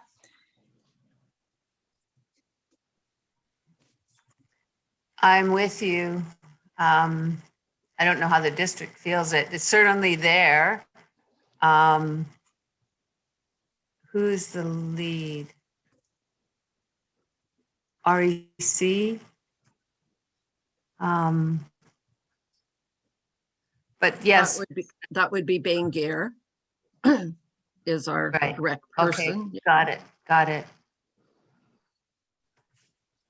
We have to keep that in perspective when we're moving along with things too, is we have,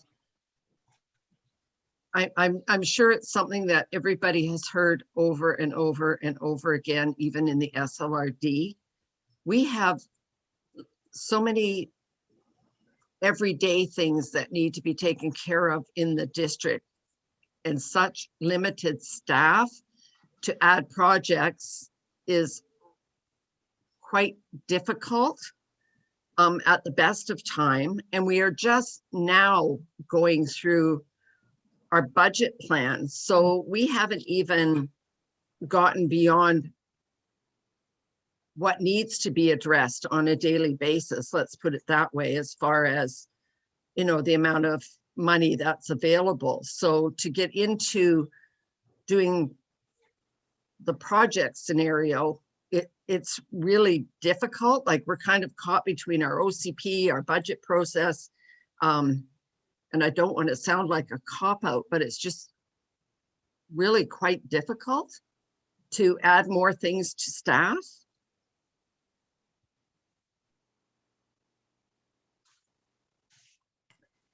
Yeah, okay, I'm sort of hearing you in that you have enough on your plate and you've been short-staffed. There's enough immediate challenges. You're not looking to have more projects and plans overlaid. I get that. I think, you know, SLRD also has been short-staffed, and we had a change in CAO, and so yeah, there's lots of things that have just been kind of on the back burner, as Melanie said, because we just barely had the capacity to just manage what we had right in front of us. And so I hear you say that.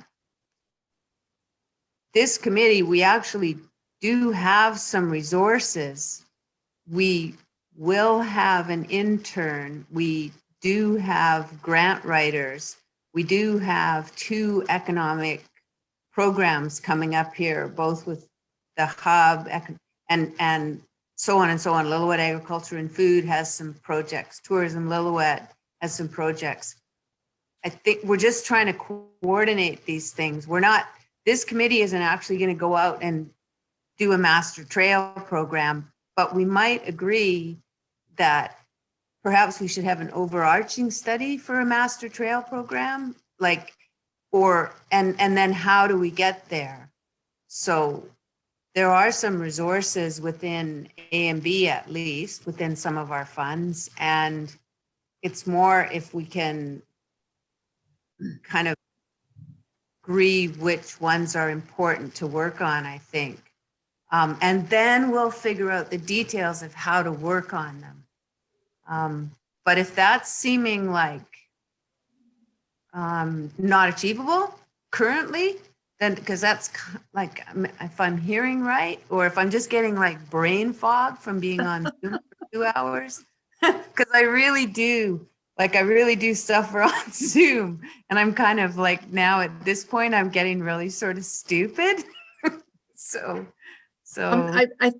if I can interrupt, Vivian, I think you're getting part of what I'm saying. So I give you credit for that, because I'm kind of that person on Zoom and Teams and all these different scenarios as well. I think this could possibly be, and I hate to keep putting things off to another meeting, but until we get through our budget process, because that's where we bring forward the important projects that we want to see happen. And I understand the funding coming through this committee and our grant writers in there to do the grants and this, that, and the other. But like I say, a lot relies on the budget.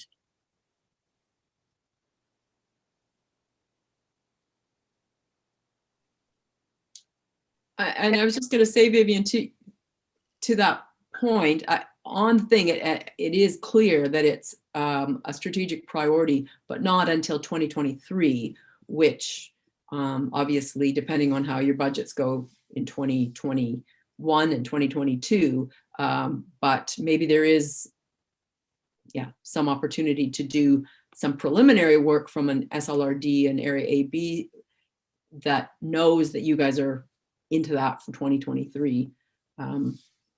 Just a thought.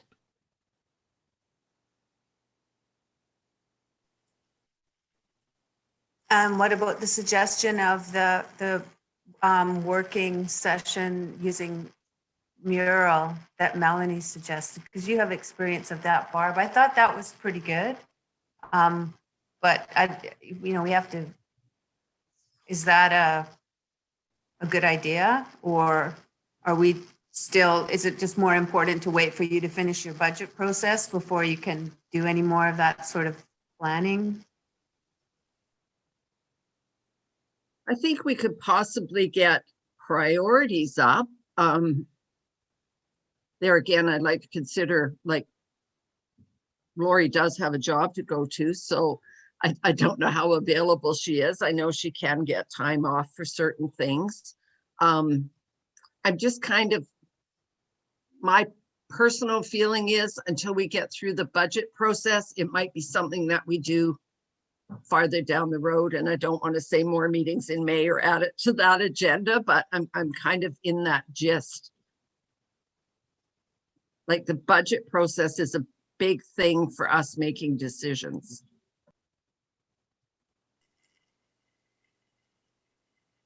C.A. Helmer, what do you think? I'll stop screen sharing if that's okay, because I think then people will see each other better because the boxes are so small otherwise. I think that we had the same concern from a staff perspective about, there's a lot of things on the list and how are we going to ever do them, because our staff are actually having more work than they already have time to do anything with. But now we have an intern. And so I think that we can allocate some tasks to that intern, and depending on which items are prioritized, we could say, okay, let's start on these ones and do the same kind of thing that Lillauet has done. That would be the thought process. And so what we would be looking to identify is things where there's a consensus or a high level of support from the three different areas, AB and Lillauet, that person can work on, where we have that common ground, where we all think it's important, and where we say there are some concrete steps we can take to move forward that priority. So that's, I think, what we would hope to pull out, is out of the long lists, what do we want to focus this resource onto? And the same thing for Brevka and the Volunteer Connect, and where do those items, where do we have resources and a desire for this item to be a high priority, that we can put those pieces together and move things forward so we see some concrete results coming out of it. I think that would be the plan of what we would want to achieve, and that if people are allocated 5 votes or whatever it is, they would look with that lens to, this is what we have for resources, understanding that we can't give more to the other SLRD people, understanding we can't give more to District of Lillooet staff. Given what we have, what do we want to prioritize, and that aligns with that availability of resources, so that the committee can get together and see accomplishments and results. And I think you're all on the same page that you want to see great economic development. So I think we need to now begin to say, what does that look like? That would be my thought and recommendation. I think we could do that aside from the budget. I mean, our budget is getting adopted in March, and it's not going to have a whole bunch of money added to it. But Lillauet and the RD both have the ability to add some restart funds or discretionary funds or other things, maybe not big numbers, but something, if there's something that you guys say is really critical. So I think that my thought, you could still do this process, but just keep that lens in mind when you do it. But it's totally at your discretion. We're going to follow your direction of where you would like to go with this. Thank you, Chair.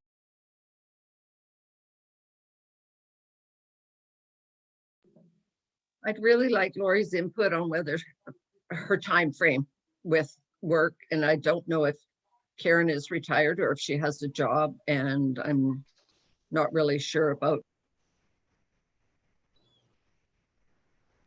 I muted myself, sorry, and how much time our SLRD staff has either. Well, if I can jump in, I will make the time. So I'm always available after 4 o'clock on weekends, and I will make the time because it's important.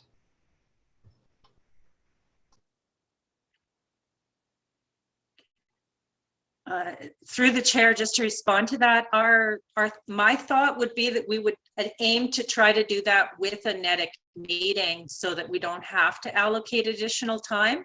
And if we find that that's not adequate, then we could look to say, can this wait till the next NEDIC meeting, or do we want to schedule something in the interim to do this so that it doesn't place additional burden on anybody's time.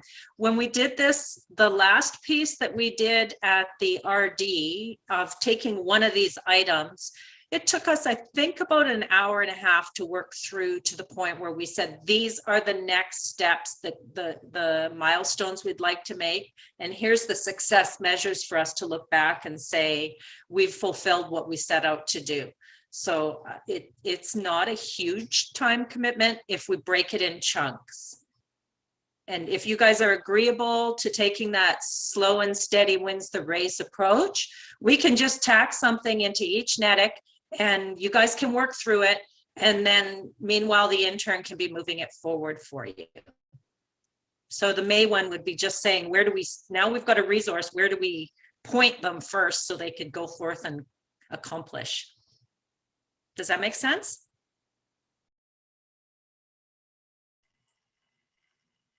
Karen, you're looking skeptical.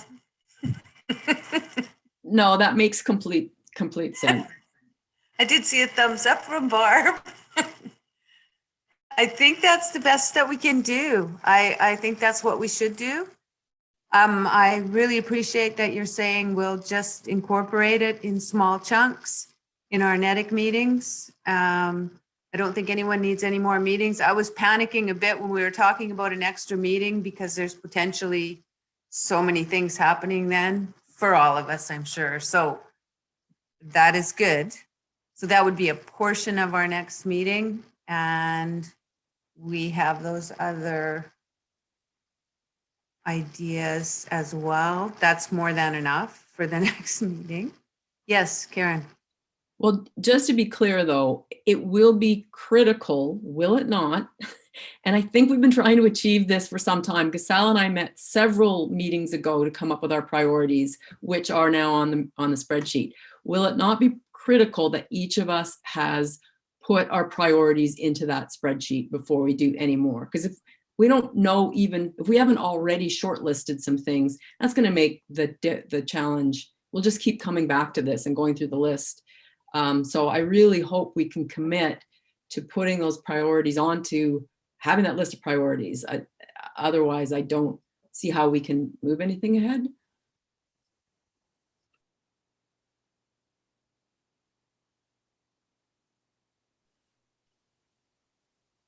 That makes sense to me.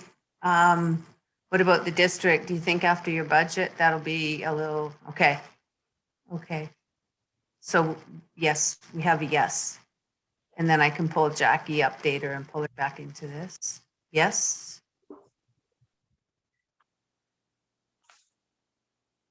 Okay, thank you, Chair. So the District of Lillauet doesn't adopt their budget until May, or have until May to do it. So it might not be till then. So from a staff perspective, that's why I was trying to ask the questions about where do they see the priority as being, and I really got that, that there's some housing and amenities and the Miyazaki House. There's a number of items that they see as being important, prerequisites almost that need to occur, but that tourism is important, but more having the experience so that when the tourists arrive, they have something to do. So I'm hoping that we could pull those out and somehow identify them as priorities. And between Patricia and I, we could put something together and throw it to Jeremy. But in order for us to have a discussion at the next meeting, we're going to need a fair amount of lead time as staff, because to build the mural board and have everything ahead, exactly what Karen was saying would have to be done. We would have to say, here's the list, so that we have a preset list. So we would need, we've got we've had some good discussion and background information from B and Lillauet, but we would want to be sure that we've captured B and Lillauet either by consensus with what A said or by the additional items that need to be added to the list. So we have a list to consider at that time.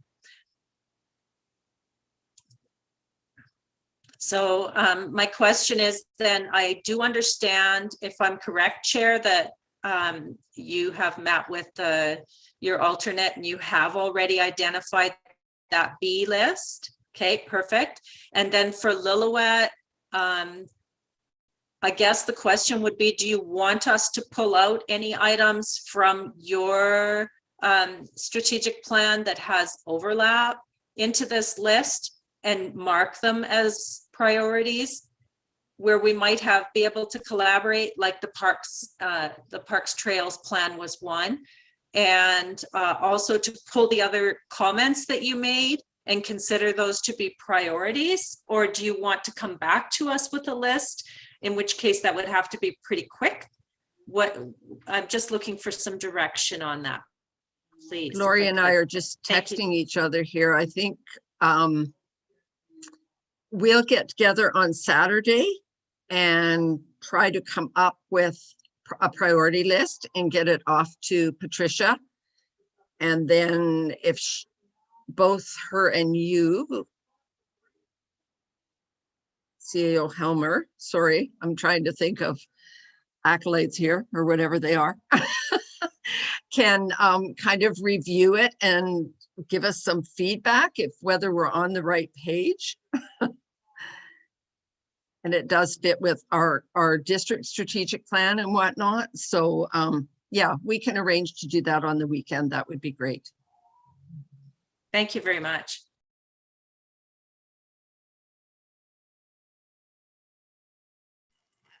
And so, Patricia, when Jackie and I sent off that Area B priority list to you, that was just, there's a few comments, there was a few editing things.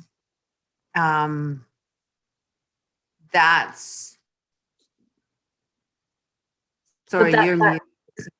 Can you hear me You now? were, or at least I wasn't hearing you. Sorry, say it again. Sorry.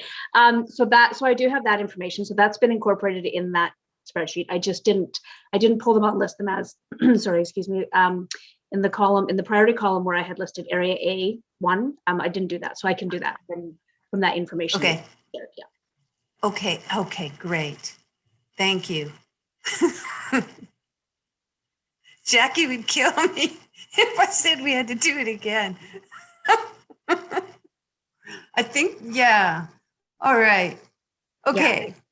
I think it just wasn't presented in the same way. So that's where I think it wasn't. Yeah. And Director Demare and I had met via another Zoom meeting. Sorry, I'm losing my voice.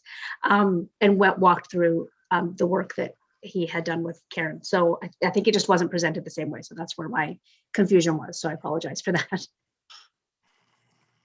Oh no, I'm happy. This has been a convoluted process, but I think we'll stop here for today. Do we need a motion to this effect again?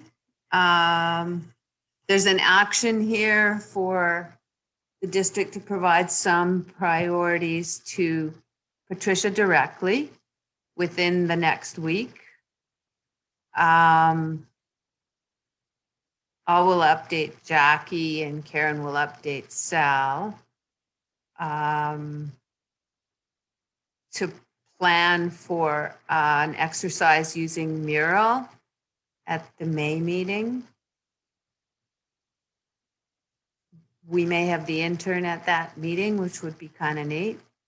The beginning of their orientation to our committee. What else is that? Do I need to, that's not really a motion. Am I giving you enough here to work with for the minutes? Thank you, Chair. So I'll just kind of reflect back what I think I've heard, that we would have an exercise using mural at the May meeting to further refine the direction for 2021 and 2022 actions. Would that be correct? I'm very happy with that. Could there be a seconder? Barb's hands up. And anyone opposed? Okay, passed. So we're going to look at 7.1 is correspondent, or 7 is correspondence for information. We've talked about the fact that the local government internship program has been approved. Yes, Barb, sorry. It's quite all right, Vivian. You can't read, and why is it saying I'm muted when I'm not? Okay. Could I ask a question about the internship program? Would it be someone from the area? I don't want to sound derogatory, but if someone is picked from Sea to Sky, they really don't know area A and B. And then it would be another learning curve for that person. So I'm just kind of curious as to how how that's going to be decided. This is the Northern Development Initiative Trust. Okay, and I think that the applicants come, but I'm sure that CAO Helmore knows way more about it than I do. So yeah, I hope they have some knowledge of rural and First Nations. Go ahead, Mel. Thank you, Chair. So the pre-screening of the candidates is completely done by NDIT. They have applications from people who have completed post-secondary courses of education in some way related to local government from all over the province and sometimes beyond. The focus is on our British Columbia applicants, but they could be from Victoria or Vancouver, they could be from Fort Nelson, they could be from anywhere. And when they go through the screening process, they state what area of interest they have in local government and what communities they would have the greatest interest in serving in. We have identified this as being AB Lillauet as the area that they would be interested in, and with a hope that COVID dependent, if they were looking to relocate, right now, all of our employees that can are remote. So initially it's remote, but the intent would be they would locate to somewhere in one of those 3 areas if we can get to the point where they could safely do so. So we can't say they're from anywhere in the SLRD. They may not have that, but there are people who have an interest in being in this part of the SLRD that we're talking about. So, and that's part of the screening, is to find somebody who has a good fit, because we're looking for someone with a passion in the area of economic development, tourism, and also the corporate legislative piece, so that things like service establishment can move forward. And when I have those interviews next week, I'll be trying to find a person that's a good fit in terms of their education and interest, as well as really wants to be in that area, not be in Prince George, for example. Someone that cares about where AB and Lillauet are. And so they may not have ever lived there or been there even, but they want to be in that area. So does that answer the question? Okay, thank you.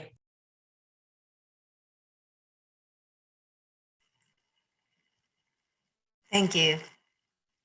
Other comments about that? Okay, thank you. Do we need to receive that or anything? Just if we're looking at 7.1, so motion to receive, I'll make that motion to receive. I need a seconder, Karen. Anyone oppose? No.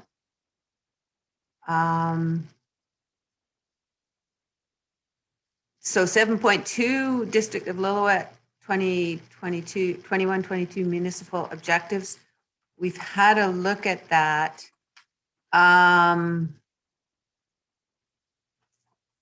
we going to try and add that to our mural objective, or just have that as a piece of information that's being received and leave it to you guys with the district to decide how you want to incorporate that into your priority setting? Is that all right? Okay. So then we just need a motion to receive that as well. Lori, seconded by Barb. No one opposed. Motion carried. And we have a decision on late business. I don't think we have any. We have late business. We don't have any director's notion of motion. I don't believe we have a director's notion of motion. Notice of motion. See, I'm really getting a bit dingy. And it's not, okay. To adjourn then. Barb, Karen. All right. No one's opposed to it. We are adjourned.